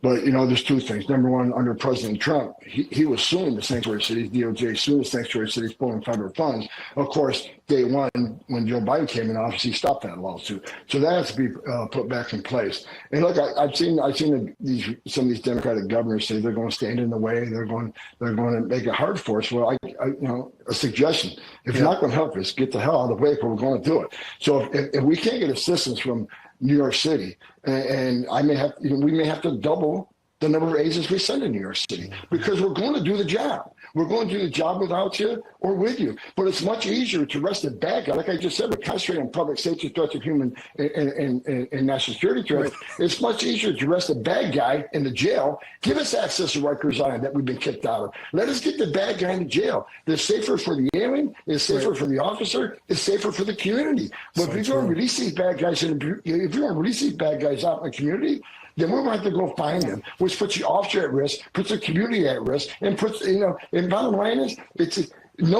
sanctuary cities are sanctuaries for criminals. And the left keeps saying, well, we want victims and witnesses of a crime to feel safe, come to the police department knowing we don't work for life. Let me make one thing clear. That's just a stone cold lie. Victims and witnesses of a crime does not want the bad guy back in their neighborhood. That's true. Yeah. Certainly. And most the illegal immigrant community, they broke the law being there, they shouldn't be. However, after being there, they're God-fearing family people. I get it. Do they want a sexual predator in their neighborhood? Do they want someone convicted of DUI 10 times in their neighborhood? Let us protect not only the American communities, let us protect the immigrant community. Who's a victim of MS-13 crime? Yeah. The immigrant community. Yeah. So, if sanctuary cities don't want to help us, to get the hell out of the way, because we're coming. I love how you can barely understand him. He's like the archetype of like the evil genius, like the evil supervillain in like a movie. He's like the henchman. He's the big dumb guy. Yeah, right. Someone would see here in the chat. Who was it? Chud Cloner said Hitman physiognomy. Oh, yeah. Vorpal Anvil said we need an army of chuds like this guy in the new admin. CB said drinks out of his enemy's skulls phenotype. That meme of like Alex Jones, like a bunch of Alex Joneses walking down the hallway. Somebody make that with this guy. Oh, yeah. Or him in like the big 40K like mech suits. Oh, hell yeah. Yeah. Listen to this one. Becerra, he had a speech the other day and said, we're releasing children at record numbers, at fast pace. They're not in our custody more than a few days. That's nothing to be proud of because you're not vetting the sponsors, and now you can't find 100,000 children. I'm telling you, folks, I've done this for 35 years. Based on my years' experience in investigating trafficking cartels, some of these children are going to be in pornographic movies. Some of these children are living with pedophiles, and some of these children are in forced labor. ICE already done 4 different investigations. They found children as young as 9 years old cleaning up entrails at a meatpacking plant in the midnight shift, not getting paid. Why would you release 5 or 6 female children to one male sponsor? Why would you do that? So God help these children. God help these children. I love kids. And this administration, I don't want to hear another word about you being humane. You're putting children at risk. Record number of Americans are dying. Record numbers of migrants are dying. There's one guy who can fix this shit, and it's Donald Trump. Hell yeah. How are we done in 5 minutes? You got it. She still bugged me up in the front row here. I don't wanna get up.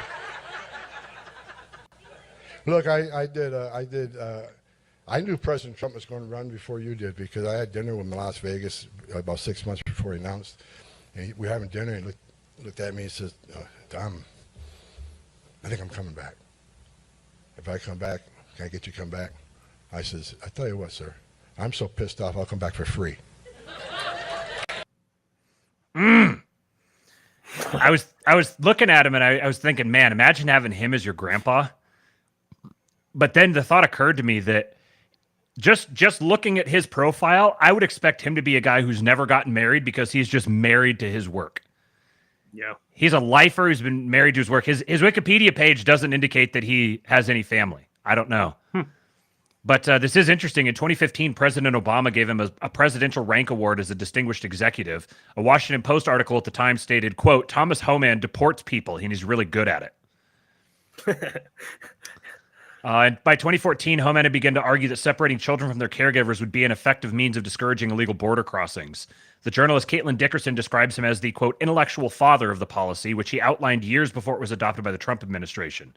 Most parents don't want to be separated, Homan told Dickerson. He argued that this fact made separation an effective tool for immigration enforcement. Quote, I'd be lying to you if I didn't think it would have an effect. So, speaking of that. Woodpit says he has a daughter. Oh, okay. Yeah, it's kingpin physiognomy. Yeah. Thank you for saying that. I wish somebody in Democratic leadership would say that out loud. Look, you want to know why there's 50,000 people in detention? You want to know why we have 1 million illegal entries in the United States? You want to know why we have these issues? Because you have failed to secure the border. You have failed to work with this president to close the 3 loopholes we've asked for 2 years to close. So if you want to know why this issue exists, you need to look in the mirror. You have failed American people for not securing the border and closing loopholes. Mr. Homan, Look, please respect the chair and the authority of the chair. The time of the gentleman has expired. I've asked you politely to let me go beyond my time, and you let other people go beyond their time, but not to Tom Homan. He don't get to go beyond his time. Mr. Homan, we have... I love how he speaks about himself in the third person. Their time, but not to Tom Homan. He don't get to go beyond his time. Mr. Homan, we have approved an agreement between the Republicans Look at her and the stupid Democrats face. with the ranking member. We increased the She looks like time a of shoe. one witness, one member of She's like an old Congress boot. who was interrupted by a protest. That is done with the approval of the ranking member. think she likes Please curry? respect the chair's authority. I respect the chair's authority, but the chair... Mr. Homan! You work for me. I'm a taxpayer. I'm a taxpayer. You work for me. The witness will suspend. Me don't like when women tell me what to do. Me mad. This chat is amazing. Amy said, very much reminds me of my dad. Seems like a guy who's been married 4 to 5 times because he wants love, but women can't handle his job and his dedication to his country. He's like the guy on Homeland, takes the young female agent under his wing because she reminds him of his daughter who won't speak to him because of her toxic mom. Yes. Hey, by the way, my wife is the best person in the world at this game. Where you like look at someone and you say, that person looks like, and then you like describe something. There was a player on our soccer team from Norway that was just had the emptiest, dumbest eyes. And she said he looks like he goes to the park and sits on the bench and talks to birds. And I laughed for like half an hour. I still laugh about it every time I think about it. Yeah, apparently as a daughter, Woodpit says he talks about it in one of his clips. He had to carry a dead 5-year-old and compared it to his own child. Oh, man. And then here's him with our favorite soon-to-be mom here. Man, she's looking good recently. This is an older one. This is. I know. I'm not talking about yeah. that. I'm saying recently, she's looking good. Uh-huh. Something about the pregnancy glow. Has that been confirmed? No. But I mean, confirmed it with my eyes. Yeah, yeah. Shout out to Jim Sharp, Powerful Mutual. He says, look at her cower at the end. A chill works its way through her body. She sees quickly that the man in front of her is not concerned of her performative scolding. This is a man capable of and is comfortable with violence, so she exits the situation as soon as possible. Always nice to see real power in action. Zero tolerance was interpreted as the policy that separated children from their... If I get arrested for DUI and I have a young child in the car, I'm going to be separated. When I was a police officer in New York and I arrested a father for domestic violence, I separated that father Mr. from his Holman, with family. all due respect, legal asylees are not charged with any crime. When you're into the country illegally, it's violation 8 United States Code 1325. Seeking asylum is legal. If you want to seek asylum, you go through the port of entry, do it the legal way. The Attorney General of the United States has made that clear. Okay. Mr. Chair, the memo is submitted to the record for review. Inspector General Costello, one last thing. Is there zero... One thing he mentioned New York City. Like if New York City doesn't want to work with him, what do you think are the odds that Eric Adams decides not to work with Trump? I think it's kind of slim, actually. He just got aired out by his own party for not playing ball, and he's already talking about like ending the vouchers for illegal immigrants. I'll bet you that Eric Adams is more than happy to work with Trump, and New York City actually might get cleaned up to some degree. All right, here's our guy. Base cheat. Yeah. Mass deportations will cost too much. No. When people are like, where's Donald Trump going to get all the money to deport millions of people? The same place you motherfuckers got it to fucking bus them and fly them all across the United States, put them up in fucking hotels, give them fucking apartments, give them free healthcare, and give them $3,500 a fucking month on a debit card. That's where we're going to get it. We're just going to stop giving them that shit and throw them the fuck out. It's pretty fucking simple. You guys already wasted billions of dollars fucking getting them here. Yes, we're going to waste billions of dollars getting them the fuck out of here and getting back to being Americans. This guy can stay. I like the Sikhs. The Sikhs are cool. He can stay. I like him. Just 7 months ago, Steve Bannon sat down with two deeply entrenched liberal journalists to tell them why Trump would win. They were in disbelief, incredulous. It's a perfect encapsulation of the current state of the writhing traditional media. Democrats are freaking out over these polls over the weekend that put Trump up in a bunch of the battleground states. Ian Carroll says, I want to sign his head cast. Next seat guy that you see, Ian, I want you to ask if you can sign his head cast. Record it for posterity. Jeet Waffen Rising. In 2016, when you were intimately involved in the campaign, Donald Trump stood up at the convention and said, I am your voice. And now Trump says, I am your retribution. I am your retribution. Backward-looking, vengeful, grievance-driven. You know that the way people win in America is to talk about the future. They talk about the future. Okay, I'm so they talk sick. about the future. They talk I'm about so the fucking voters. sick of people say elections about the future. Yeah. That is total bullshit. Are they about the voters? It's about the lived experience of the voters. Yeah. Because the lived experience of their lives sucks. And the reason it sucks is a fucking unfeeling uniparty in Washington, D.C. that says, go fuck yourself. You're nothing but serfs, and we don't give a shit about you. So you think except every 4 years. Donald Trump cares about them? They respond to Trump, and they look back in Trump's presidency and said, hey, my wages were higher, inflation was lower, we weren't at wars all over the place. Maybe the guy's a jerk, but he's a badass, and the world fears him. And so... He's a badass? All he does is complain about people. A whiny, vengeful, backward-looking... That's Tim Miller. He is like chief queef of the shitlib podcast circuit. He's got his faggy little necklace. He's got a punchable face. Billionaire. No, it's that is just not like forward-looking. Right, that's forward-looking. I will take on the administrative state that's driven this country into the ground. He's not talking about taking on the administrative state to help people's lives. He's talking about going after the people that were mean to him.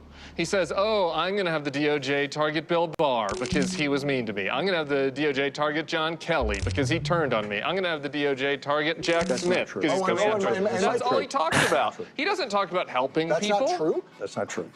He talks But like... here's my question. You have a MAGA... He talks like the, Look at the screen. He talks like Milo back when Milo was still being gay. Before Milo stopped being a faggot. Except without sounding, he doesn't have the accent, so he can't sound sophisticated at all. Yeah. Likes to go on your podcast, Mike Davis. Here's what he suggested were the top priorities for Trump's attorney general. 1, fire the deep state executive branch. 2, indict the whole Biden family. 3, deport 10 million people, kids in cages. It will be glorious. 4, detain people at Gitmo. 5, pardon every January 6th defendant. What do you think about that 5-step I think plan? it's fantastic. We All should do 5? It. All 5. We're going to start the largest deportation program in history. All 10 million must leave. You're saying that all it's 10 about million people's must gut go. Feelings about people's lived experiences. You think somebody that's struggling? You think somebody that's struggling right now in the economy cares about firing random deep state people, indicting Joe Biden's There's many things brother, Tim, deporting did people? I say that's all they're going to do? That's Mike Davis would probably be the attorney general. I really like Steve Bannon. I also really like Eric Prince. He says, as Team Trump is cleaning out the swamp, it's great to know going after commie NGOs is constitutionally valid. Screenshot here. Yes, the Civil Rights Act of 1964's Title VII exempts members of the Communist Party from protection from employment discrimination. This means that employers can discriminate against or harass employees who are members of the Communist Party or affiliated organizations. The Communist Control Act of 1954 also deprived the Communist Party of its legal rights, privileges, and immunities. The Communist Party USA was banned by this act, but it was never enforced, and most of the act's provision were later repealed by Congress. But I like the rhetoric here. So some people were talking about wanting Eric Prince for Secretary of Defense, and I like the thought, but I also even more like the idea of Eric Prince working in the dark. Like, it'd be great to have him, in an official capacity, but I think he'd be more effective in an unofficial capacity. Give me a proxy of Eric Prince as SecDef and let him operate in the dark. Do me a favor and hit the like button, folks. We're at 138. We need 12 more before the end here. I've still got quite a bit. We're not anywhere close to the end.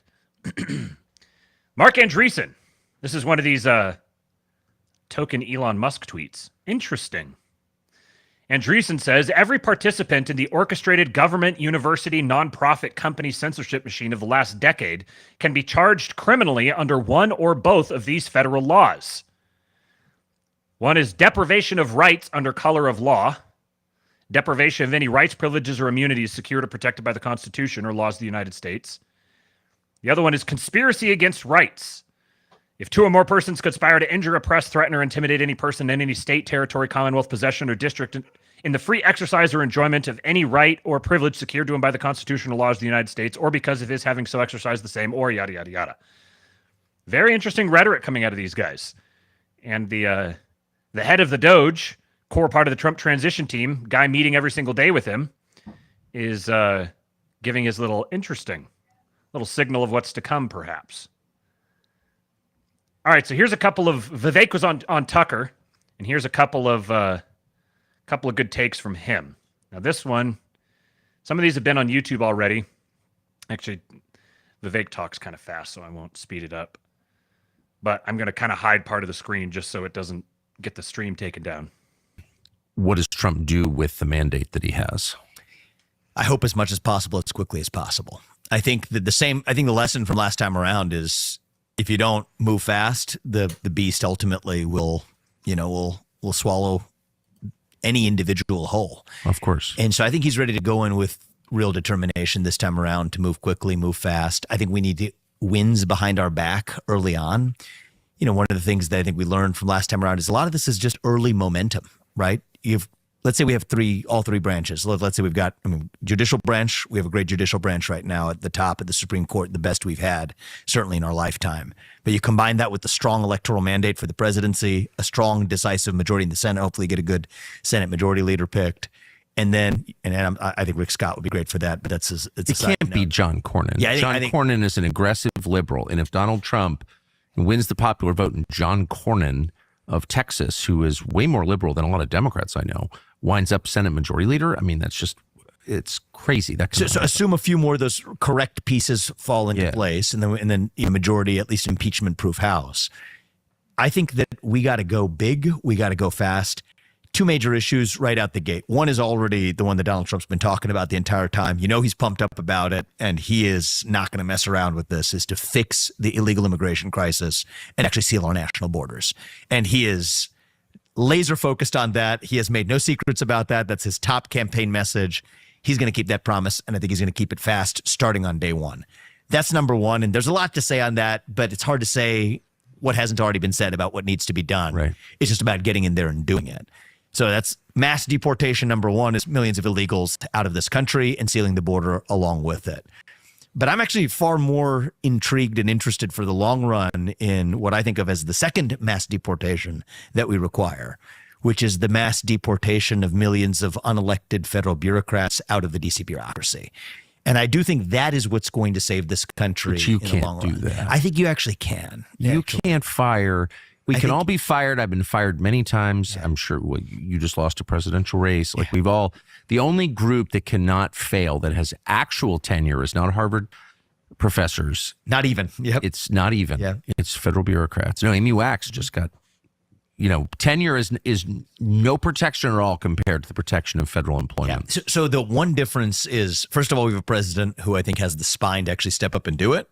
But the second thing is we actually have and not to get too, in the weeds here, but we actually have a legal landscape with the current Supreme Court that allows us to do what couldn't have been done in the last half century. So there's that, and then here's another clip. I would encourage you guys to go listen to this episode, and also the first one that Vivek did on the Sean Ryan show a little over a year ago. He's been on there twice. It's the older one from toward the end of 2023, because Vivek goes into excruciating detail on exactly how all of this would be done. This isn't some campaign rhetoric. There's a lot of people who have gone through and delineated exactly the process that would be required to actually accomplish a lot of this stuff. He goes into some more of the detail here. I'll speed this one up slightly. Well, I actually going to take the bright side of this. Sorry, I'm thinking of the apocalyptic side. I mean, I'm in the golden age mood right now. Yeah, no, sorry. We're entering the golden age, but you can feel the resentment. It's two sides of the same coin, though. They go right together. Yeah. Send these people to Gary, Indiana, or to Springfield. Yeah. We don't need external individuals to the nation to actually fill those open positions. We have 3 million of them sitting in the greater Washington, D.C. area. Who they could say, well, are those people really going to do those jobs? Maybe they should. Actually, they could be far more productive than the destruction that they're doing to the country right now. It is a fact that we have more open jobs than we have people in the country. That's often one of the backdoor arguments made for mass illegal immigration to this country. But actually, I think for rule of law reasons, you need deportation of people who are in this country illegally. But if you get 3 million people out of the federal bureaucracy in Washington, D.C., they are Americans. And those are available candidates to actually provide a little shot in the arm to the labor market. Why shouldn't the agencies be moved to Baltimore and Gary? To the extent they exist, I think they should absolutely be moved. Absolutely. I think many of those agencies should not exist. Many of them that do continue to exist absolutely should be moved to other parts of the country. So I don't think the Surgeon General office should sit in Washington, D.C. I don't think you should have much of HHS more broadly. I don't think that the Department of Agriculture should just sit in Washington, D.C. I think there are countless agencies, the Department of Education. I think you're wrongfully insulated in Washington, D.C. Now, certain of those agencies, like the Department of Education, should not actually exist. So I wouldn't want to start this process of just saying, okay, let's move them out of Washington, D.C. as some sort of polite, genteel way of avoiding and sidestepping the thing that we actually need to do, which is bring a jackhammer and a chainsaw to the whole thing. But even those that do continue to exist, you would actually have a lot more accountability to the people and probably even some kind of stimulus, if you will, in parts of the country that wouldn't mind a little bit of that growth getting out of D.C. and coming to their own backyard. These two things go together, though. Because if you actually did take one of those agencies and say, hey, you have to show up to work 5 days a week, and actually you have to go to Topeka, Kansas or Cincinnati, Ohio instead, you'd actually have a good number of the people quit anyway, which avoids the severance costs. So I kind of like that method, is you could kind of get 2 in 1 right there, is thinning it down and moving it out. But yeah, move the agencies out. You should fire about 75% of the federal employee headcount. If not, immediately on day one, you could ease into that pretty quickly. Agencies that are redundant can be reorganized that shouldn't exist. Department of Education is a good example. Shut it down, send the money back. Workforce training can move to the Department of Labor, and loan collections can move to Treasury. There's just a mass opportunity for like he's just throwing some of these out just kind of offhand, but you can tell that there's been a ton of thought put into exactly how all this would be done. And in response to Straight Buster's comment, I actually think Vivek ran a very successful presidential campaign. Yeah, I think so too. Yeah. Because his presidential campaign was, well, interestingly, I think it was in this that he referenced a conversation that he and Tucker had a while ago like months last year sometime. He mentioned it offhand, and he said something about how there was two things that they had talked about. One was that Joe Biden wasn't going to be the nominee for the Democrats, and the other thing that he kind of hinted at was they didn't think Trump was going to be alive for the election. So, yeah, I think you had to kind of read between the lines a little bit based on what he said, but that tells me that part of the motivation in him running was so that there would be a backup candidate in case they took Trump out. And that's how he ran it. He ran it like the way he talked about it was Trump is going to be taken out through lawfare. But from what he said to Tucker, it sounds like they didn't expect Trump to even survive until the election. And so Vivek was running as a backup. Quick point that's interesting here. Josh Ham says, I know a pleb who's been broadcasting about the Communist Control Act of 1954 for a few days now. Then it started coming from higher. Ah, many such cases. Mega reorganization and thereby downsizing of this bureaucracy. And it's a one-way ratchet because it's not like if another president comes back, they can write that back into existence by fiat. They'd actually have to go through Congress to do it. And so I think this is to call it once in a generation understates it. It might be closer to once in a century or once in a nation's lifetime opportunity to drastically reorganize and reshape and drive structural change in the federal government. And I'm pretty pumped up about that, actually. One thing that he mentioned in his conversation with Sean Ryan is that two of the most important roles with respect to Trump actually getting a lot of what he needs accomplished are the director of OMB, the Office of, I think it's Management and Budget, and OPM, which is the Office of Personnel Management, not the other OPM. So I would be very interesting if Vivek wound up in one of those positions. I know there was some people talking about him as Secretary of State. He's not going to be the Secretary of State. But if he wound up at OPM or OMB, that means he's going to be very intimately involved in this process because that involves the budgeting and staffing for and like the management of the federal branch of the government. And this is a good point. Josh says Vivek talks about how firing one person is difficult, but closing an entire agency means that all those employees are also gone without the protections. So that's one workaround to federal labor law and everything is that if you're shuttering the entire agency or like the entire department, then you actually can bypass a lot of those laws. And then he also talks about how they should offer really generous severance packages as incentive and to smooth it over. It's not like they're hurting for the money. Might as well just spend it. If you pay them out a severance for 18 months, which is way more than they'd get in the private sector, they're going to be very incentivized to go get that because they could potentially get paid for 2 jobs for a period of time. And it's way more than they get in the private sector, and it saves you a ton of money in the long run. Yeah. So very strongly recommend this conversation. I've got some more clips in just a few minutes from Theo Vaughn and Tim Dillon. Time for us to have some lulls. But first of all, shout out to Pat Stedman. This is one of the J6ers. I followed him very closely at the end of 2020, beginning of 2021. He was there in the Capitol and didn't do anything but got railroaded and spent the last 4 years in prison. And Cernovich said, losing is never better than winning. Even so, the Zen parable of the farmer and the lost horse can't be overlooked. Had Trump taken office in 2020, Mike Pence is still there sabotaging. Pompeo roaming free, multiple impeachments, no agenda. Then Dems sweep 2024 and it's hell. And Stedman said, I had this convo often with the other J6ers in prison. Trump did the right thing standing down after the steal. And yes, even letting us suffer at the hands of Biden's DOJ. It was a mask-off moment for the public to witness this abuse and destruction of the country for 4 years. An awakening moment that could only have come from immense pain. Immense bravery and wisdom on his part to retreat and fight another day, having faith in the American people to rally later. If he'd pushed forward in 2021, the result would have been civil war rather than broad consensus. Showed his character, too, willing to have an election taken from him than further divide the public. I think those are pretty strong words coming from a guy who just spent like 3.5 years in prison on trumped-up charges. Shout out Pete Quinones, giving us some cold, hard Eagle Bucks. He says the kosher right are the enemy. Indeed, this kosher right is a very good term. You put that one into your daily lexicon, the kosher right. Appreciate the super chat, man. That just reminded me of Do you know? Can you explain to me what these goofballs mean when they say woke right? Because I keep getting different definitions. It's such a stupid term. Yeah, It was something so dumb. I'm pretty sure that it was originally Is this like conceived by the, Wignats? Is that what it is? yeah, it was originally conceived by the like it might have been one of the Babylon Bee guys, one of those queers. Oh yeah, dork. Yeah, and then like James Lindsay has been using it, so it's basically referring to anybody to the right of them that they don't like, and so they're trying to say, "Oh, you guys are the real racists."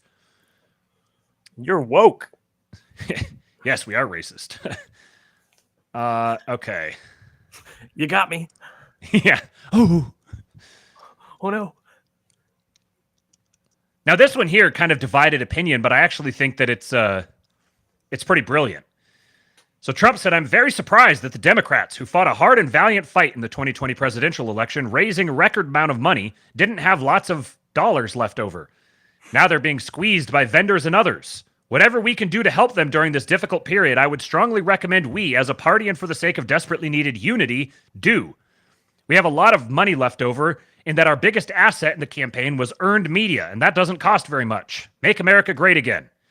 I think this is brilliant for a number of reasons. Number one, it doesn't cost them anything if nobody takes them up on it. It looks magnanimous. It also makes them look retarded and gets that news out. Like if they want to report on this, they have to report that they ran an incompetent campaign. They're already in tatters.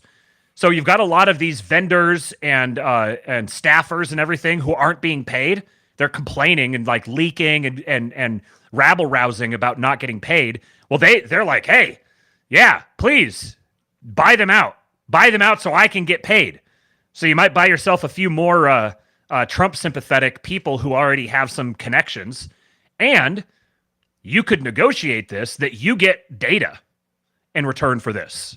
Like, we're going to pay off your debts and you're going to give us information, lists, contacts, inside info, whatever. I think this is for $20 million or whatever it is, that would be a very small price to pay for a bunch of things. So I saw a lot of people were complaining about this. It's like, "Oh, this is stupid unity stuff." No, this is very calculated. This is big dicking them. And then here's some from Elon talking about the Amish. This was the Kamala campaign was spending $100,000 to build a set that kind of looks like shit for the Call Her Daddy interview. This is what Elon was doing. Yeah, next level concern trolling. That's exactly what that is. That's Trump concern trolling the Democrats. We paid particular attention to the Amish community in Pennsylvania.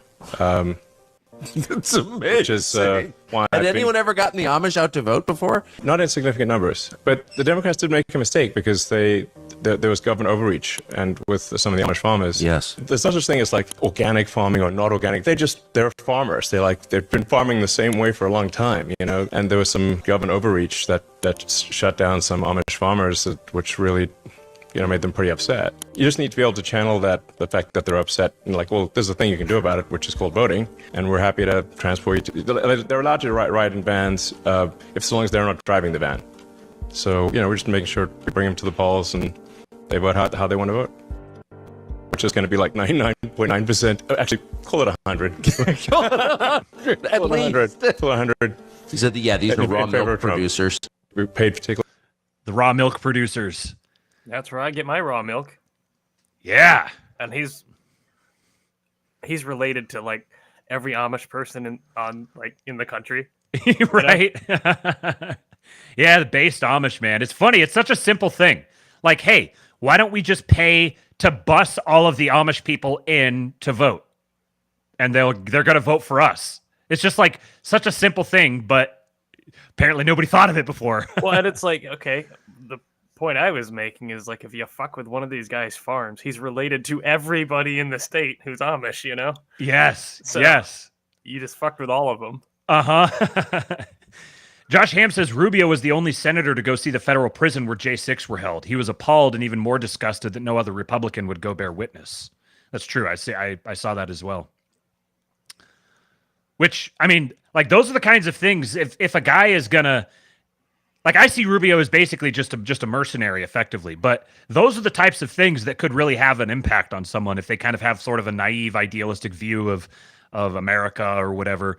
Going and seeing that and then having all of your colleagues just like blow you off and you're like, dude, these are like innocent Americans that are being subjected to horrifying things, because some of the stories that have come out of there are absolutely terrible. So I think there's a good chance that there's something to Rubio's MAGA turn and being loyal to Trump. But I mean, even if there isn't, then like I said, I think he's just a mercenary for power, and Trump is clearly the biggest dog in the room. A couple more Trump policies. Now, all of these here, all these videos of these policies Trump's talking about, these all dropped. I think they made these in 2023 sometime, around the time he began running. But they're being re-upped now. You guys have heard about some of this. Past generations of Americans pursued big dreams and daring projects that once seemed absolutely impossible. They pushed across an unsettled continent and built new cities in the wild frontier. They transformed American life with the interstate highway system. Magnificent it was. And they launched a vast network of satellites into orbit all around the Earth. But today, our country has lost its boldness. Under my leadership, we will get it back in a very big way. If you look at just 3 years ago, what we were doing was unthinkable. How good it was, how great it was for our country. Our objective will be a quantum leap in the American standard of living. That's what will happen. I like that. Just a few of the ways we can do it. Almost 1/3 of the landmass of the United States is owned by the federal government, with just a very, very small portion of that land, just a fraction, 1/2 of 1%. Would you believe that? We should hold a contest to charter up to 10 new cities and award them to the best proposals for development. In other words, we'll actually build new cities in our country again. These freedom cities will reopen the frontier, reignite American imagination, and give hundreds of thousands of young people and other people, all hardworking families, a new shot at home ownership and, in fact, the American dream. Another big opportunity is in transportation. Dozens of major companies in the United States and China are racing to develop vertical takeoff and landing vehicles for families and individuals. Just as the United States led the automotive revolution in the last century, I want to ensure that America, not China, leads this revolution in air mobility.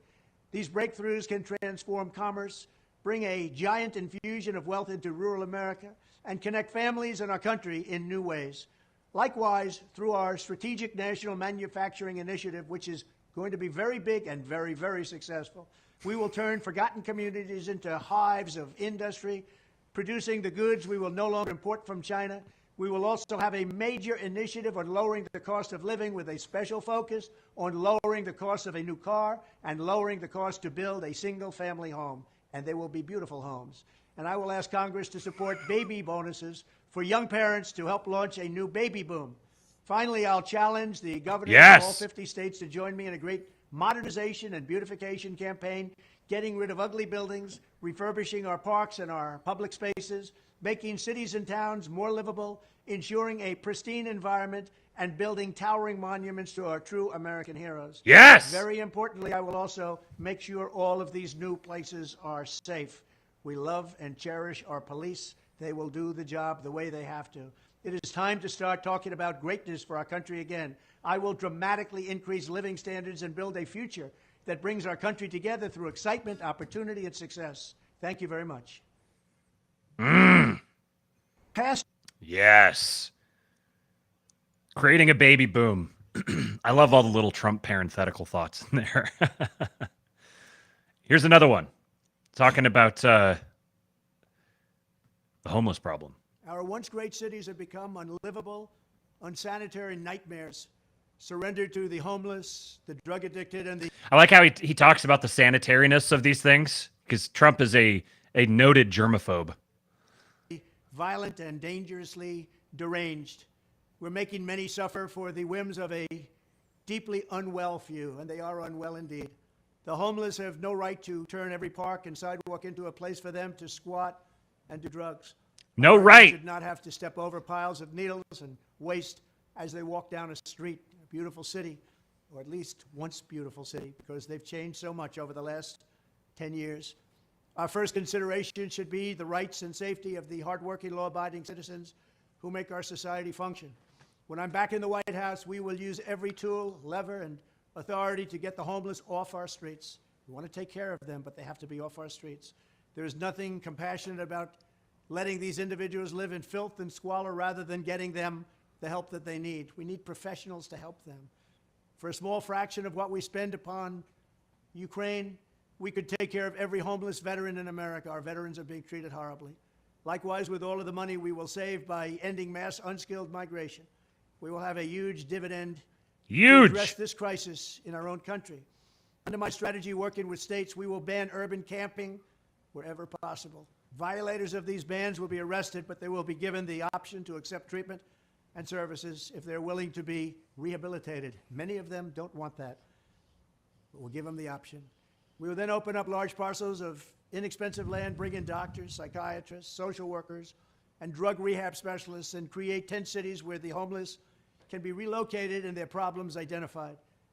But we'll open up our cities again, make them livable and make them beautiful.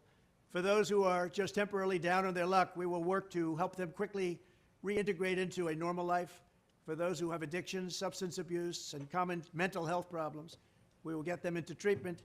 And for those who are severely mentally ill and deeply disturbed, we will bring them back to mental institutions where they belong, with the goal of reintegrating them back into society once they are well enough to. How many times have I heard people talking about us needing to bring back the sanitariums?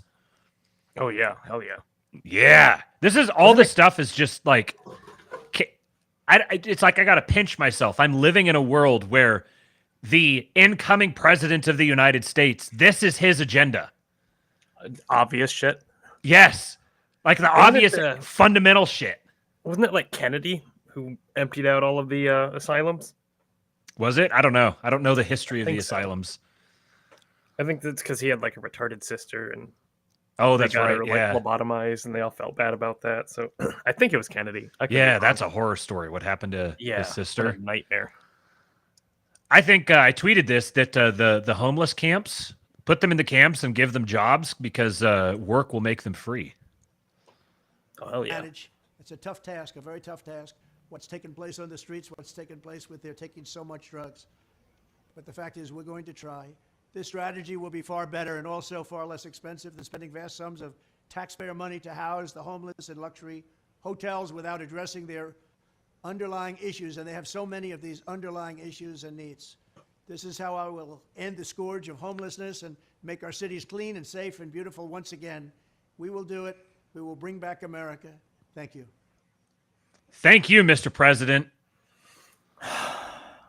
And then you hear shit like this, and then you think, wow, McConnell and all these fucking losers are trying to stop that. Yes. Yes. Just absolute scum. Utterly fuck them completely, in my opinion. Trump's diet. According to various sources, a roster of his daily food consumption would read something like, skip breakfast, but if he has to have it, then it'd be bacon and eggs. Lunch, again, is optimal, though meatloaf sandwiches are a preference. In a book written by former campaign manager Corey Lewandowski called Let Trump Be Trump, the author writes, the president would usually go 14 to 16 hours without eating. Dinner is where the fast food magic happens, and according to the same book, would be a full McDonald's dinner of 2 Big Macs, 2 Filet-O-Fish sandwiches, and a small chocolate shake. A total of 2,430 calories. And Alaric the Barbarian said, very powerful diet, long intermittent fasts followed by a dinner of pure Americana. Reads like something historians would say an ancient chronicler made up. He ate nothing until the evening, at which point he ate a feast of the national cuisine. I've seen RFK and Dana White that are complained about that are complaining about his diet and like trying to get him on a better diet. No, don't touch it. The man is a finely tuned machine. He is optimized for peak performance. He's 78. He was awake for 72 hours when he gave his acceptance or his speech after he won the election. He'd been awake for 72 hours, flying all over the place, giving speeches. The dude's a machine. Don't touch his diet. He is America distilled into a person. So Austin Allred tweeted this out. He said, hey, Trump/Vance/Elon. Now that we have our sweep plus confirmation that Trump will be in office, can we make sure to fix Section 174 of the tax code? Amortizing software development costs makes 0 sense and is quietly crushing tech in the U.S. Now, here's something that I never would have thought about because I'm not a software developer. But this very niche concern, Austin goes and tweets it. He only got 630,000 views. And a lot of those would have come after this one here. So let's see, he tweeted this November 8th. And the next morning, he said, for the record, people close to Trump and Vance reached out and are taking this very seriously. We'll see what happens. This is a massive white pill. My take on it was that, what did I say? I wonder if it's here. I quote tweeted this. Yeah. In one election, we've gone from post on X and the White House will hunt you to post on X and the White House will respond to you. Our guys are getting are tweeting about stuff and getting it responded to almost immediately by the incoming administration. They mean business. Pete Hegseth announced his SecDef. I know that name, but I don't know him really well. Let's take a look at this real quick. Anyone knows anything in the chat, you can shout it out. I'll be doing some research on it and reporting back forthright. Republican, Forest Lake, Minnesota, Army National Guard officer and former executive director of political advocacy groups, Vets for Freedom and Concerned Veterans for America. The latter, a conservative advocacy group funded by the Koch brothers, advocates greater privatization of the Department of Veterans Affairs. He was considered to lead that department in the Trump administration. He's been active in conservative Republican politics since his days as an undergraduate at Princeton. In 2016, he emerged as a strong supporter and ally of Donald Trump's presidential candidacy and served as an occasional advisor to Trump throughout the latter's presidency. Another loyalist, he reportedly persuaded Trump to pardon 3 American soldiers accused or convicted of war crimes relating to the shooting of non-combatants in Iraq. He was a platoon leader at Guantanamo during his military service, defending the treatment of inmates detained there. Trump reportedly named Hegseth Secretary of Defense for a second term. All right, well, I will find out more about him, and I'm sure I'll have stuff to share in future episodes. I'm sorry, folks, I don't know every single name. Okay. I wanted to make sure you saw this, Cooper, because you were away. Talking about his diet, the author, so Corey Lewandowski in his book wrote that the president would usually go 14 to 16 hours without eating, and then dinner is where the fast food magic happens. It would be a full McDonald's dinner of 2 Big Macs, 2 Filet-O-Fish sandwiches, and a small chocolate shake, a total of 2,430 calories. And running on 2,400 calories a day? Yeah, about that. Alaric the Barbarian said, very powerful diet, long intermittent fast, followed by a dinner of pure Americana. Reads like something historians would say an ancient chronicler made up. He ate nothing until the evening, at which point he ate a feast of the national cuisine. Very based. All right, Devin Erickson thread. The Republicans and Democrats of the past no longer exist. They've been replaced by 2 entirely new parties. In the 20th century, the Republicans were the party of classical liberalism, and the Democrats were the party of social liberalism, the welfare state. These 2 parties no longer exist. This isn't obvious because both new parties used the old names and infrastructures which they infiltrated. This was easier than building something new and allowed them to inherit the resources and connections of the old parties. But they are not the same, because not only are the philosophies different, the new parties aren't based on philosophies at all. The new parties represent communication technologies. The Neo-Democrats are the party of television. The Neo-Republicans are the party of the internet. This single relationship underlies all of their character and policies. You see, in the 20th century, the prevailing mass communications technologies of the day, radio, television, newspapers, and print books, were all expensive to produce but cheap to copy. Making a TV show, running a radio station, publishing a newspaper all required a lot of resources. But reaching one more person with that show, that broadcast, that book was very cheap compared to the initial investment. This resulted in a particular communication style, one to many. Those who owned these media and could afford to run them spoke and everyone else listened. Then the internet came along. Many hands touched it, first DARPA, then universities, but finally private enterprise made it take off. and the cost structure was different. Internet media was cheap to copy, but also cheap to make. Anyone could put up a web page, and it got easier all the time. And eventually people created websites whose whole purpose was to allow anyone with a keyboard to say whatever they wanted to anyone who wanted to listen. This resulted in a different communication style, many to many. Everyone talking to everyone else, or at least to anyone they wanted to talk to. Many people still wanted to just listen, but anyone who wanted to talk could do so. I've said before that the best thing about the internet is it gives everyone a voice, and the worst thing about the internet is it gives everyone a voice. Obviously, this change in the shape of the national conversation changed the content of that conversation as well, by a lot. But it also bifurcated the tools of power. America cannot be ruled by force. It's too big, too sparsely populated, and too heavily armed. Opposing armies can be wiped out with bombs and missile and drone swarms, but territory can only be occupied by men with guns. And the American population is so spread out with so many guns that no army in the world can pacify any significant portion of it except a few densely packed, lightly armed cities. And those cities are dependent on rural people to supply their water, power, and food. So force is out. The tool by which pre-internet America was ruled was deception. If you own or seize control of the means of communication, which you can do because they are few to many, then you can put out any story you want. This allows you to control what the accepted facts are because you can say anything without fear of contradiction. Even those who don't believe you, who realize that their TV lies to them, have no alternative, more accurate source of truth. They have only their skepticism. And they can't communicate it to others because they don't own a TV station, and you can use yours to call them crazy conspiracy theorists or racists, whatever. But when you introduce a many-to-many communications tech into the mix, things change. Now you cannot control the narrative by seizing a few central points, and when you get your message out there, you do not do so without fear of contradiction. You can be fact-checked, and an alternative narrative can be presented by literally anyone who pays $90 a month for an internet connection. Deception is a lot less effective on this new medium. If you wish to gain power through it, you must rule by persuasion. This means not controlling what facts are presented, but instead controlling how those facts are interpreted. This is done by creating a compelling, persuasive narrative that strings those facts together into explanations for how the world works and plans for how it might work. And in a world that is split between few to many and many to many communications, deception and persuasion become alternate paths to power. This has caused a split between leader and wannabe leaders based on which style they are adept at using.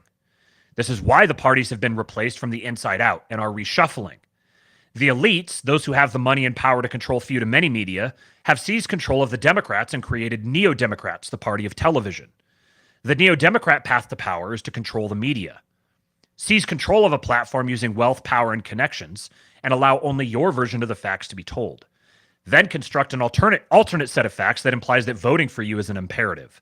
Global warming is going to kill us all. Trump is the reincarnation of Hitler. Women are being refused life-saving medical interventions in ectopic pregnancies. Diversity is our greatest strength. Vast numbers of kids are born the wrong sex and we must surgically modify them. Who are the constituents of the Neo-Democrats, the one whose interests they serve? The elites. It could be otherwise. Since they are dependent on few to many media to get their message out, they must cater to those who can afford them that access, either directly or financially. I think this is probably supposed to be couldn't be otherwise. And I would say this is the past elites. This is why all the pop record label singers and Hollywood actors are telling you to vote Democrat. Their allegiance to the Neo-Democrats was an inevitable consequence of their dependence upon few to many media. This is why Fox is also aligning with the Neo-Democrats despite being traditionally affiliated with the old Republican Party. They have to. They're a television network. The future of many-to-many media has no role for them. Same with the Manhattan-based trad pub book industry and numerous other old media from the 20th century. They simply have to be Neo-Democrat because the Neo-Republican future has no place for them. So who are the Neo-Republicans? The Republican Party has been seized by wealthy and prominent mavericks.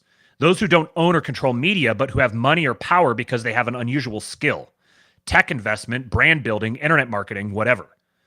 The Neo-Republican path to power is to shape the narrative. They don't own TV stations, so they must speak on the internet. Since they speak on the internet, they cannot speak without fear of contradiction. Since they cannot speak without fear of contradiction, they cannot invent their own facts that support their positions. Instead, they must invent stories that resonate with people and convince people to interpret the facts their way. This set of problems you experience in your life are due to these things. Vote for us and we will do this other thing instead, and that will lead to this other result. See how this all makes sense? See how it all fits a narrative? Let's do this, this, and this, and we'll make America great again. This is why Donald Trump, a lifelong Democrat, had to run as a Republican, despite the fact that his platform is pretty much John Kennedy 2.0. Because he didn't have control over few to many media, and those who had it weren't going to let him in. But he did have a lifetime of experience as a highly successful brand builder and deal negotiator. So he had to be a neo-Republican. That's why many of his supporters are former Democrats as well, all the ones who rose through skill or charisma. The neo-Democrats have no need of such characters since they are about platform control.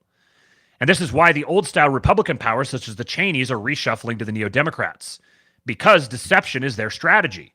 Remember Iraq and their fictional nukes? They have no power to persuade and no role in a future where power depends upon charisma and narrative persuasion. And this is why the Obama-centered era of neo-Democrat ascendancy, 2008 to 16, was characterized by internet censorship. The neo-Democrats were attempting to make the internet into a few-to-many medium so they could use their platform control strategy of deception. When the neo-Republicans began to break through the censorship by routing around it, they were able to deploy their strategy of persuasion and start to win. The neo-Democrats won the 2020 election because their strategy, venue control, worked for them. The platform in this case being the vote counters. The neo-Republicans won the 2024 election because they crippled, perhaps temporarily, the venue control of the neo-Democrats and then employed their superior persuasion capabilities. The neo-Democrats cannot craft appealing narratives because the inability to craft appealing narratives is what defines them as neo-Democrats. They are the alliance of people who must control the venue because they cannot persuade. This is why they represent the machine, because only the machine can allow them control of the venue. They are the people who cannot build a power base on their own merits, so they must serve the machine or they will have no power. In the video below, we see what happens when neo-Democrats attempt to craft narratives and persuade. This woman claims to be a tech expert and tells us a story about how Elon Musk and Starlink fixed the 2024 election. Her problem is she's using the internet as if it were a few-to-many medium. She's speaking as if she were on television and could lie without anyone else being allowed on that television to contradict her. She's not a computer expert, and what she's saying is not even wrong. It's gibberish. To be wrong, it would first have to have a thesis, and that thesis would have to make sense. I don't know if this story sounds okay to a layman, but to any software engineer, sysadmin, or even electrical engineer, she sounds like Gene Ray, the Time Cube guy. She doesn't know what any of these terms mean. She doesn't even pronounce a lot of them correctly. And the way she hooks them together looks like somebody gluing recognizable bits from an electronics catalog to a D-list actor's face for a super low-budget cyberpunk movie. When neo-Democrats venture onto the open internet, they don't know how to craft narratives because they're unused to being called on their bullshit. Make no mistake, the 2024 votes split broke into people who believe what their TV tells them versus people who look shit up on the internet. By the very nature of their allegiance to legacy tech, the neo-Democrats are doomed unless they can control the internet or the vote counters. The neo-Republicans must focus on protecting those two systems. So I'm not going to play this. This is 9 minutes of her saying, this woman just made the most convincing case for Biden to investigate the election. She exposes Starlink. And it's been community noted. No jurisdiction outsources ballot tabulation. They have their own equipment as listed here. Tabulators are not connected to the internet during counting, though after completion and removal of data cards may transmit unofficial counts in a few jurisdictions. Basically, from what I understand, this is the whole, like, this is Blue Anon, just gone bonkers. And essentially their allegation is that Elon Musk used Starlink to steal votes out of the machines and transport them other places. Oh, okay. Yeah, they're not sending their best. She looks like a computer expert. Oh, yeah, doesn't she? Yeah. She knows how to computer. She knows how to satellite. 10 more leaf bucks from Slosher. He says, haven't read it yet, but Edward Bernays wrote in Manufacturing Consent in the 40s how TV plus democracy are a propagandist's wet dream. That's why they need to attack mis and disinformation. Yeah, I think the way that that Devin broke this down, I think is really good. Oh yeah, 2 more leaf bucks. Engineering Consent, Manufacturing was Chomsky. That's right, yeah. Okay. We have hit 150. We're at exactly 150. Do you think we could get to 200? I've still got more videos to show you guys. I told you this was going to be a long one. I got to make up for missing yesterday. Make sure you get your Patriot drop. If you've come in since before, then you need to get your Patriot drop. Link is in the Patriot drop. Link's pinned in the chat. Go there. Or you can go, if you're watching on Twitter, you can go to my pinned tweet, @RealKingPilled. Hit the like button, folks. Shout out to Wade Stotts, powerful mutual. I've got an interview with him on this channel. You should have him back on again. Yeah, no kidding. He just got Cool guy. 1.1 million on a, Right, on his a tweet. coattails. That's right. Late night isn't taking this well. Well, as you probably guessed, the late night hosts are sad. There's been yelling, cursing, and crying. Colbert tried to console his audience with a cold open. Hey there. How are you doing? If you watch the show regularly, I'm guessing you're not doing great. Yeah, me neither. In fact, if you watch Colbert regularly, I know you're not doing great. The show is like a nightly lobotomy. And Jon Stewart went through 2 different YouTube thumbnails. What? It's amazing how these guys all do start to look like Rachel Maddow. Yeah, that's true. What is this? Like, how do all of them do it? Mark Cuban starts turning into a they all look like lesbians. A massive shitlib who sticks his foot in his mouth constantly on Twitter. Apparently he deleted his Twitter. So he came out, was like the spokesman for the Kamala campaign until he massively stuck his foot in his mouth and said, like, what did he say? He said that Trump is surrounded by stupid women or something, or doesn't surround himself with strong women or something like that. Just got dunked on to high heaven. And then the Kamala campaign said, please stop acting as our spokesman. And now he's deleted his Twitter account and is, I think he's on like Threads or something now. During the night. See if you can spot the difference. Here's thumbnail 1, and here's thumbnail 2. Looks like he saw a ghost. Then again, maybe he did. Sure, they're sad that Trump won, but more than that, they're sad because they failed. They did everything they could to get Kamala across the finish line, and most of the electorate ignored them. Their reason for doing a show has just been invalidated. It's the latest proof of what we all know. They're not entertainers. This is not how entertainers react when a political candidate loses. This is how you react when you're part of the campaign. Late Night knows that this reflects on them. And you can't spell late night without a big L. The one who seemed most aware of this was Jimmy Kimmel. He opened his show with a sketch. In it, Jimmy is packing up his office, getting ready to leave the country. But his sidekick, Guillermo, comes in to talk him out of it. Jimmy, we need you. We need you to help us get through this. You have a very important voice. I do? Yes, Jimmy. This is the country. We need you. Man, I love sketch comedy. And I have a feeling that Jimmy wrote this one himself. You have a very important voice. And if you thought this loss would make Jimmy the least bit self-reflective, you'd be wrong. Be honest. Last week, did you guys send that monologue to a Republican like I asked you to? I didn't know what he meant, so I looked it up. Turns out last week, Jimmy did an entire monologue addressed to Republicans, trying to get them not to vote for Trump. And he told his audience to send it to a Republican they know. Heck, maybe you got it sent to you. In case you didn't, here's the gist. You shouldn't vote for Trump because he can't stop talking about windmills, he's completely preoccupied with nonsense, he fundraises by selling products, he lied about the election being rigged, he inspired January 6th, he's a felon, plus hundreds of Republicans have denounced him, including Dick Cheney and Mike Pence. And Jimmy is shocked that that didn't work. I can just imagine him pacing around backstage. I can't believe people voted for Trump. Didn't they hear all my brilliant fart puns? I thought gasolini was going to be a death blow. Kimmel is delusional about all kinds of stuff, but the biggest sign of his delusion is that he thinks that we haven't heard this stuff before. Kimmel has no idea how Trump voters think, and neither does his audience. Raise your hand if you have at least one family member with whom you are no longer on speaking terms as a result of this election. If this lack of understanding reminds you of the Man Enough ad, that's because the guy who made it used to work for Kimmel's show. And suddenly this guy's picture of masculinity starts to make sense.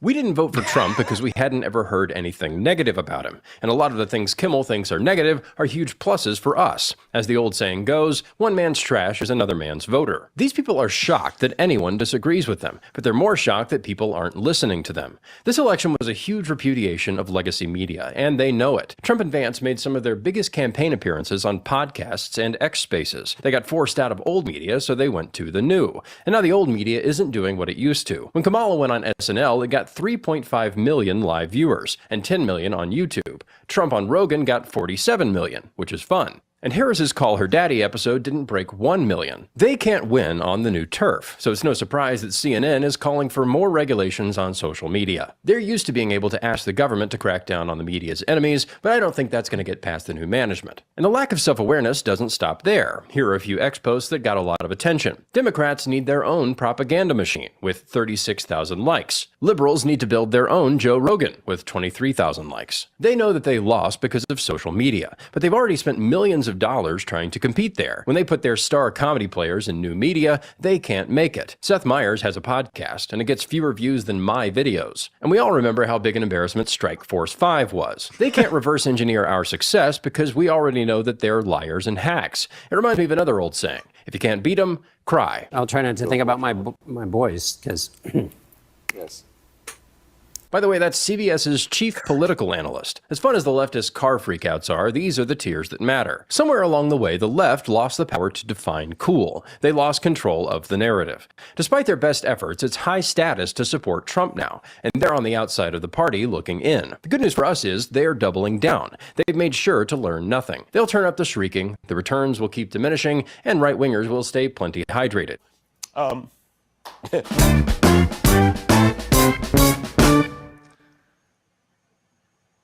Shout out to our boy. If you want to hear my conversation with him, it's on the channel. I think it's called The New Right Late Night Guy. And it's really good to see him doing numbers like this. This one touched a nerve. It's very good millennial content. Yep. All right. Now we got some Theo Vaughn and Tim Dillon stuff. A couple of these clips had me laughing very, very hard. These guys are just so funny. Theo Vaughn on Joe Rogan. Very good conversation. Very, very worth the listen. There's something very zen about listening to Theo Vaughn because he's just such like a chill, sort of down-to-earth dude that just says the wackiest stuff. I was out walking early in the morning, walking my dog in the dark, listening to this and like having a hard time staying on the sidewalk because he's so funny. You want to hear something crazy?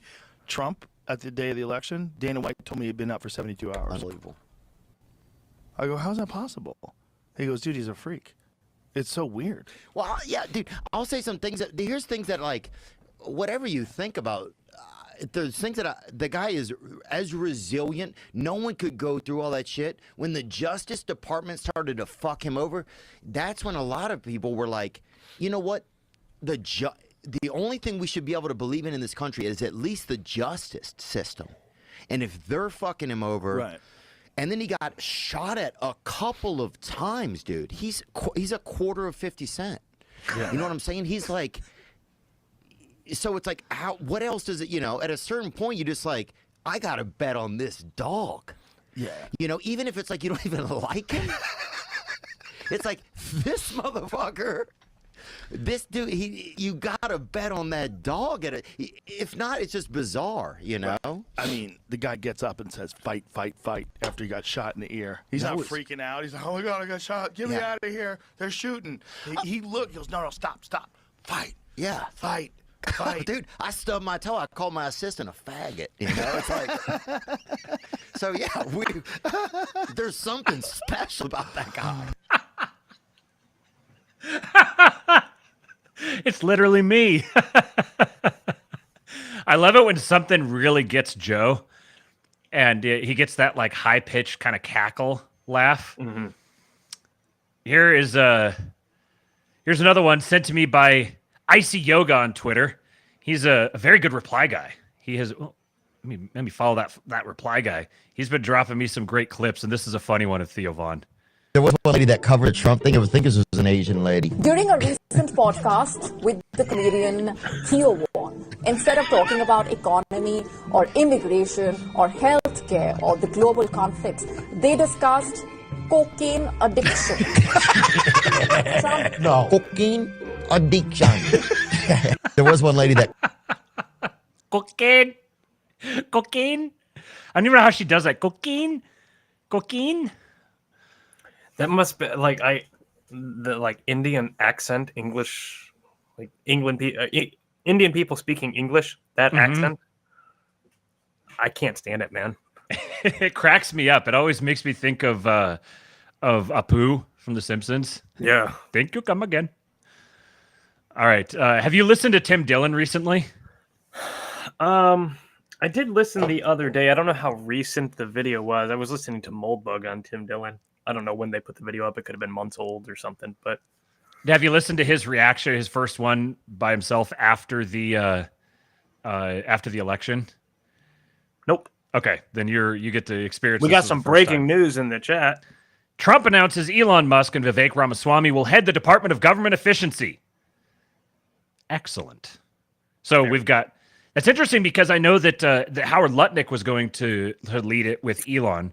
So I wonder if Lutnick is going to lead it along with them, or if Lutnick's going to be elsewhere.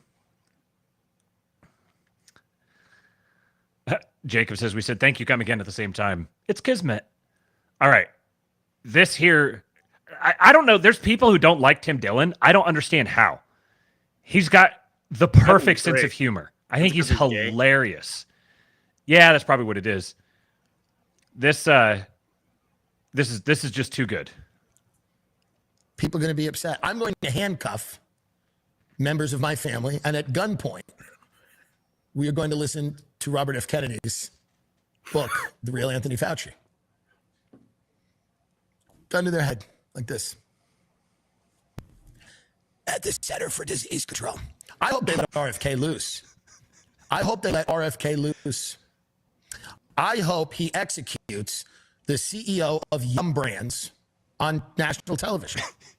I hope RFK uses the military to close down Pizza Huts because they're using fake cheese. The most interesting thing about the next 4 years might be letting RFK loose. Just let him loose. Put RFK and Roseanne on a tank and let them go through the countryside. That's what we want to see. That's what we need to see. Just RFK completely untethered. Go get him, Bobby, Trump says. Go get him. RFK's just in the Entenmann's factory, deporting immigrants, throwing pound cake on the floor. This is poison. It's poison. You're killing people here. Why are you killing people? He just goes in, he asks like a 19-year-old hostess at Chili's, why are you killing people with the triple dipper? Do you know what's in the triple dipper? His RFK impression is incredible. He's the only person I've ever heard that can really do it. This whole episode, you got to listen to the whole thing. It's so good. He's the whole episode is dedicated to him talking to like the really upset shitlibs that he knows and telling them that they just need to get on board. It's all going to be fine. You need to go turn in all of your family and friends who voted for Kamala. You just need to turn them into the government. They're going to go to prison, and that's okay. There's lots of good things are going to happen to them, and they'll get out, and their life will be better for it. You know, you can do prison; it's not that bad. You'll still have lots of your life left. He does the whole thing just straight faced like that. It is so funny. Shout out to Poppy Libs for sending that one to me. Apparently, Moldbug on Tim Dillon was 2 years ago. Yeah, I'm getting caught up, guys. Shout out to Grandpa White Claw. Super chat in here, $20 from Andrew Starr. Thank you, sir. 20 real bucks. He says, I love the radio station, man. Connect with the Crucible. He writes AI songs that are really good, and he's one of our guys. Plus, he's a great debater. Awesome stuff, bro. Thank you, sir. Andrew? That's Andrew. Yeah, I've had some conversations with him in the past. We've been to the DMs. I remember, didn't we talk? Who's his co-host guy? Was it Zen? Yeah. Zen? Mm-hmm. Yeah, okay. I've Zen talked to Zen Shapiro. a couple times. Yeah. Cool guy. Yeah, Zen's a good guy. I think Zen is in the King Pill Discord. We need to pester him about being more active. Yeah, I think he is. Apparently, Bird from Timeline Earth does an RFK impression, and Jim Bob does one as well. Well, it shows how much I've been keeping up with my podcasts lately. Okay, let's see. We've got a couple more videos here. Timeline Earth is so good, man. Yes, it is. I wish I had I don't get to. One of the reasons I really enjoyed this Tim Dillon episode is that I don't really get to listen to a lot of just like purely entertainment listening, because like I need to keep up with the news stuff and like, oh, that person was on that person's show. I need to see what they're saying. So that fills up all of my podcast listening time. So I need to carve out some time to just sit and enjoy the entertainment stuff. I've heard like some of the timeline girth, some of the some of the Timeline Earth guys. I've heard them on a bunch of different podcasts, but I've only actually listened to Timeline Earth once, and it was like I think a Halloween special or something like 2 years ago or whatever. I've heard about that episode. And it was so fucking good that it's just like, yeah, it's like an N=1. That's my sample size. And I'm like, it's one of the best I've ever heard. The production was so incredible. I met Bird at Childerberg a couple years ago. Yeah. Really cool guy. Yeah, very, very chill to hang out with in person. Very funny. He's exactly the same in person as he is on the internet. Another $2 from Andrew Starr. He said, I think Zen has a new family and his focus is there. Okay, well, that's good. That's good to know. Good for him. All right. Shout out to Dave Smith. I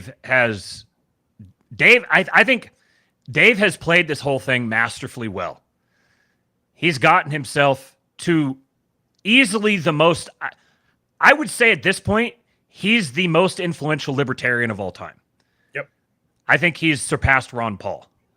And I think I didn't agree with some of the decisions that he made. Obviously, we've had a few pissing matches in between our shows in the past, but I think that I've been really impressed with everything he's done, and he's doing all the right stuff. This is great to hear.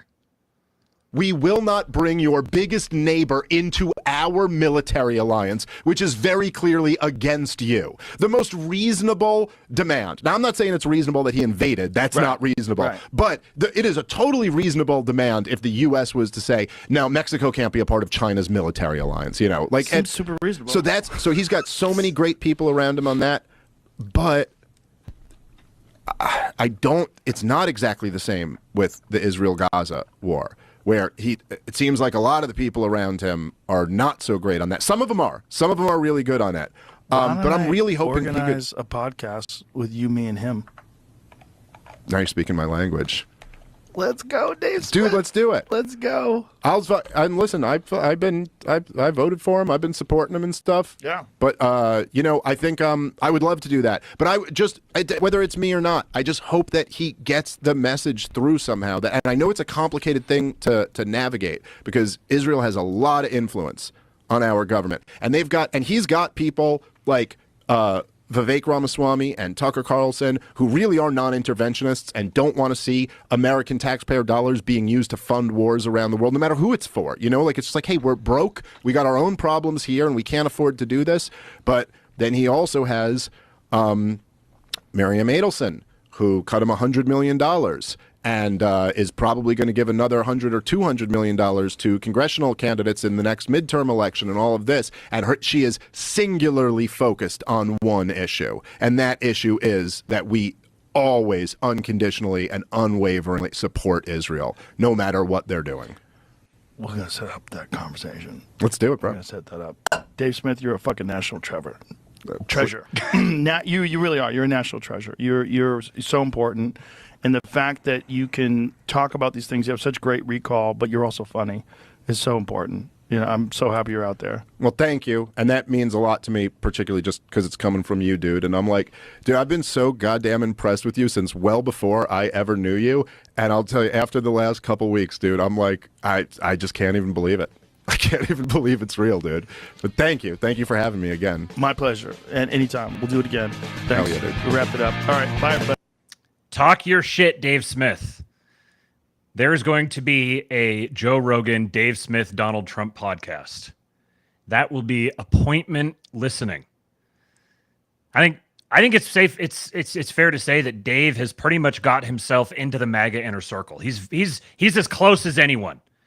He's been on pretty tight terms with RFK recently. He did an episode with RFK where he absolutely nuked him alive, which is remarkable. And RFK has been, from what I've seen, RFK's been gracious to him since then. But he's also now got the Don Jr.'s attention, and they've been in the DMs talking about stuff. Good for Dave Smith, man. I also think he needs to put National Trevor in his bio on X. Hey, Buck's friends with Dave. He is friends with Dave. Yeah, so's Pete. Rumors Michael Saylor will go on Rogan. That would be awesome. It's so crazy, man, to think about, like, just the ways in which we're, like, one or two people removed from Trump. Isn't that so mind-blowing? Yeah. Yeah, there's... Like, I know a guy there's who a knows lot of a guy those. who's, like... Yeah, it's wild. That's what I'm saying, man. And so then every single one of you here in the chat, you're just one more removed from that. Some of you are closer, actually, but some of you are one removed from that. I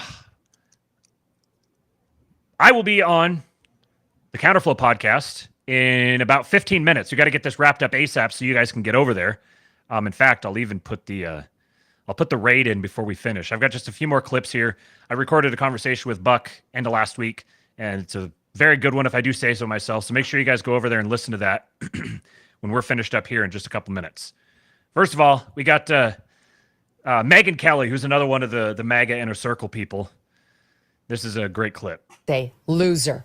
Oprah, huge loser. J-Lo, you matter.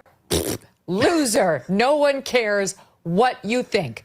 If you want to talk to me about what it is you're doing to your skin, I'm all in. Go on.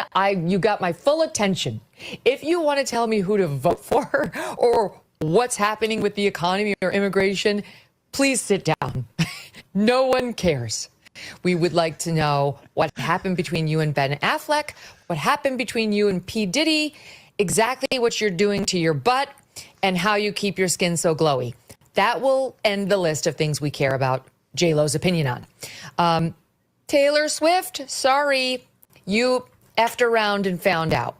You do not have unlimited influence. The young girls love you because you sing songs about men who break up with you, and they can all relate to that. No one gives two shits about your political opinion, so you should take it and stuff it. That could be your next song. Stuff it. That's what the American electorate told me. We could play it on Thanksgiving as we do that to our turkeys. They will remind us of you and your political opinions. Julia Roberts. Yeah, that's what I was thinking when I saw this too. She's got this like big old notch. It's like a half inch. Yeah. It's really great seeing catty Megyn Kelly. And that reminded me of this reply that I got from this tweet about Trump's dance. This is a really good point. Otome-chan, another weeb. Why are the weebs following you? What's up with that? I don't know, man. I don't know if it's a guy or a chick, but probably a guy. Yeah. One thing people don't talk about is that Trump as brat has been an undercurrent of white women trends for months. Women doing full-on skits of Trump as a cunty teenage girl. These went viral. Women loved it. The cattiness, the sass, the drama. They won't say it openly. That's totally true. All right. We're getting toward the end here, folks. Do me a favor and hit the like button. We're at 155. I don't know if we'll hit 200 during the live show, but we might be able to get 175. So hit the like button if you haven't already. And make sure you've signed up for your Patriot drop. You've signed up to secure the secret transmission. The link is pinned in the chat. You can also go to ewbsx.com, or you can go to the pinned tweet at RealKingPilled. I was not able to set the redirect to go over to the video on Buck's channel because Buck has like redirect privileges turned off. So Buck, if you're listening, you might be able to figure that out in your community settings. Otherwise, you guys will just have to go to Counterflow, the Counterflow YouTube channel. It'll be premiering live here shortly. Fix it. You got a minute. Go fix it. It's happening. ALP is coming. First few people have started getting the people who are on the VIP list have started getting their codes, their special secret access codes, so they can go pre-order their pouches. Here's the man himself telling us why he created ALP. This is another example of how these retarded shitlibs cannot help but just completely own themselves. Can't hear it. For no reason. Share. So last fall, I was out in Las Vegas and I ran into Theo Vaughn, who's hilarious, and I wind up doing a podcast with Theo Vaughn. And I have a tin of Zin on the set with me, and he says, "What's that?" And I start joking about about the product, nicotine pouches, and I say, in effect, this is a cure for erectile dysfunction. Oh, totally joking, of course. Not serious, not a doctor, never even think about making medical claims. I have no idea if that's true. I'm totally kidding. It's what we call a joke in the business. It's a joke. It's not serious. So I get home and there is a letter from the general counsel of Zyn written in the most supercilious, nasty, to whom it may concern, Mr. Carlson, or representative thereof, it has come to our attention that on a broadcast with a nationally known comedian, you made an inaccurate health claim about our product. I'm like, what is this? What did I do? You should know that there's no medical study that suggests that our product is an effective ED cure. And I'm like, are you kidding? I made a boner joke and you're sending me a nasty lawyer letter? It was the dumbest, most humorless thing I've ever seen, and it was instantly recognizable to me as someone who has worked at big companies most of my life. It was the product of like HR lawyer culture. Only like a pronoun company could issue a letter like this, and it was like, somewhere on this planet somebody is laughing, we must make them stop. Call the general counsel, issue a nasty letter. And I thought to myself, I cannot believe I'm buying their product. I have nothing in common with these people. They can't take a joke. They're stupid, and they hate me, and they hate humor, and they hate joy. And I thought to myself, I'm going to create an alternative because there's no way I'm going to spend another dollar on a product made by people like this. And so we created an alternative. Warning! This product contains nicotine. Nicotine is an addictive chemical.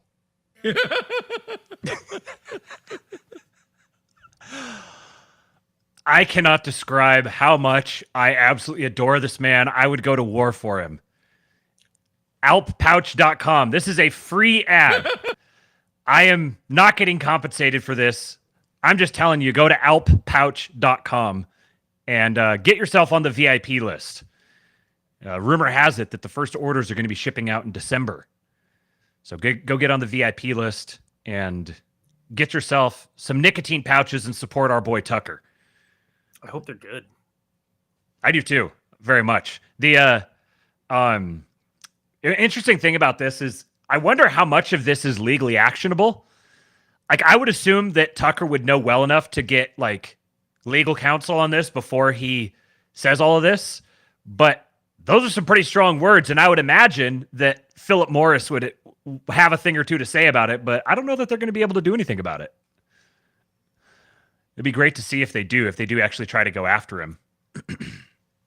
All right. 2 more quick videos. First of all, Joshua Steinman. You guys got to go follow him if you're not. He's he was part of the Trump National Security Council. He's a Gundo guy. Very good follow. He says, Micah's too nice to say it, so I will. Every single one of you VCs who passed when I brought you Monumental Labs made a huge mistake. What's Monumental Labs? Well, it's a startup building AI-enabled robotic stone carving factories to unleash a renaissance. Cost-effective, environmentally friendly, beautiful, profitable. But fine, go back to another B2C app. Have fun. Monumental This is Monumental Labs. Imagine if modern buildings had the beauty of classical architecture. These robot sculptors are making it possible. Monumental Labs uses AI-powered robotic arms with diamond tips to create intricate stone sculptures and architectural details. Their 7-axis robots can complete projects in days that would usually take months or years of hand carving. The company transforms solid blocks of marble and limestone into detailed works of art, from custom sculptures to building facades. These robot sculptors are even programmed to mimic human carving techniques, creating pieces that maintain the character of traditional craftsmanship. The technology makes ornamental stonework financially competitive with modern building materials for the first time. Monumental Labs aims to revive the architectural beauty of cities like Paris and pre-war New York, but at a fraction of the cost. Plus, stone is abundant and has a low carbon footprint, especially compared to steel and concrete, which are 96% more carbon intensive. By mixing the beauty and craft of the past with modern technology and vision, we may see an architectural renaissance in the near future. Comment stone and I'll send you a link to more cool stories like this. So if you recall, the Trump video that I showed you guys earlier did that for a reason, because that tells you exactly where this is going. These guys are going to be bigly successful. I would not be surprised if they wind up with a whole bunch of government contracts to rebuild or to build government buildings or just other buildings. It's going to be beautiful. We're going to make America beautiful again. It'll be great to live here. Our souls will be inspired when we walk around our cities. We'll be proud to be Americans. Speaking of being a proud American, Brandon Walsh, one of the best reply guys and a rather good poster himself, inflicted this upon me, and so you guys must be inflicted upon as well. Creedmas season. Mariah is taking the season off. This year is all about Creedmas. All the others will fly. This brings tears to my eyes. My sacrifice.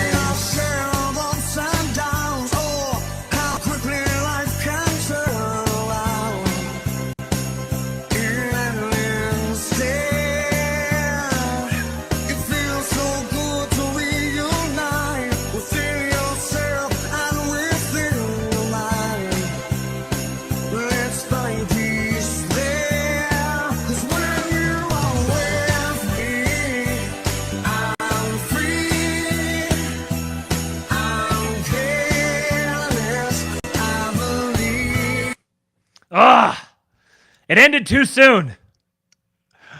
That's funny. I hit play and I was watching the viewership number and I expected it to plummet and it grew. The votes are in, folks.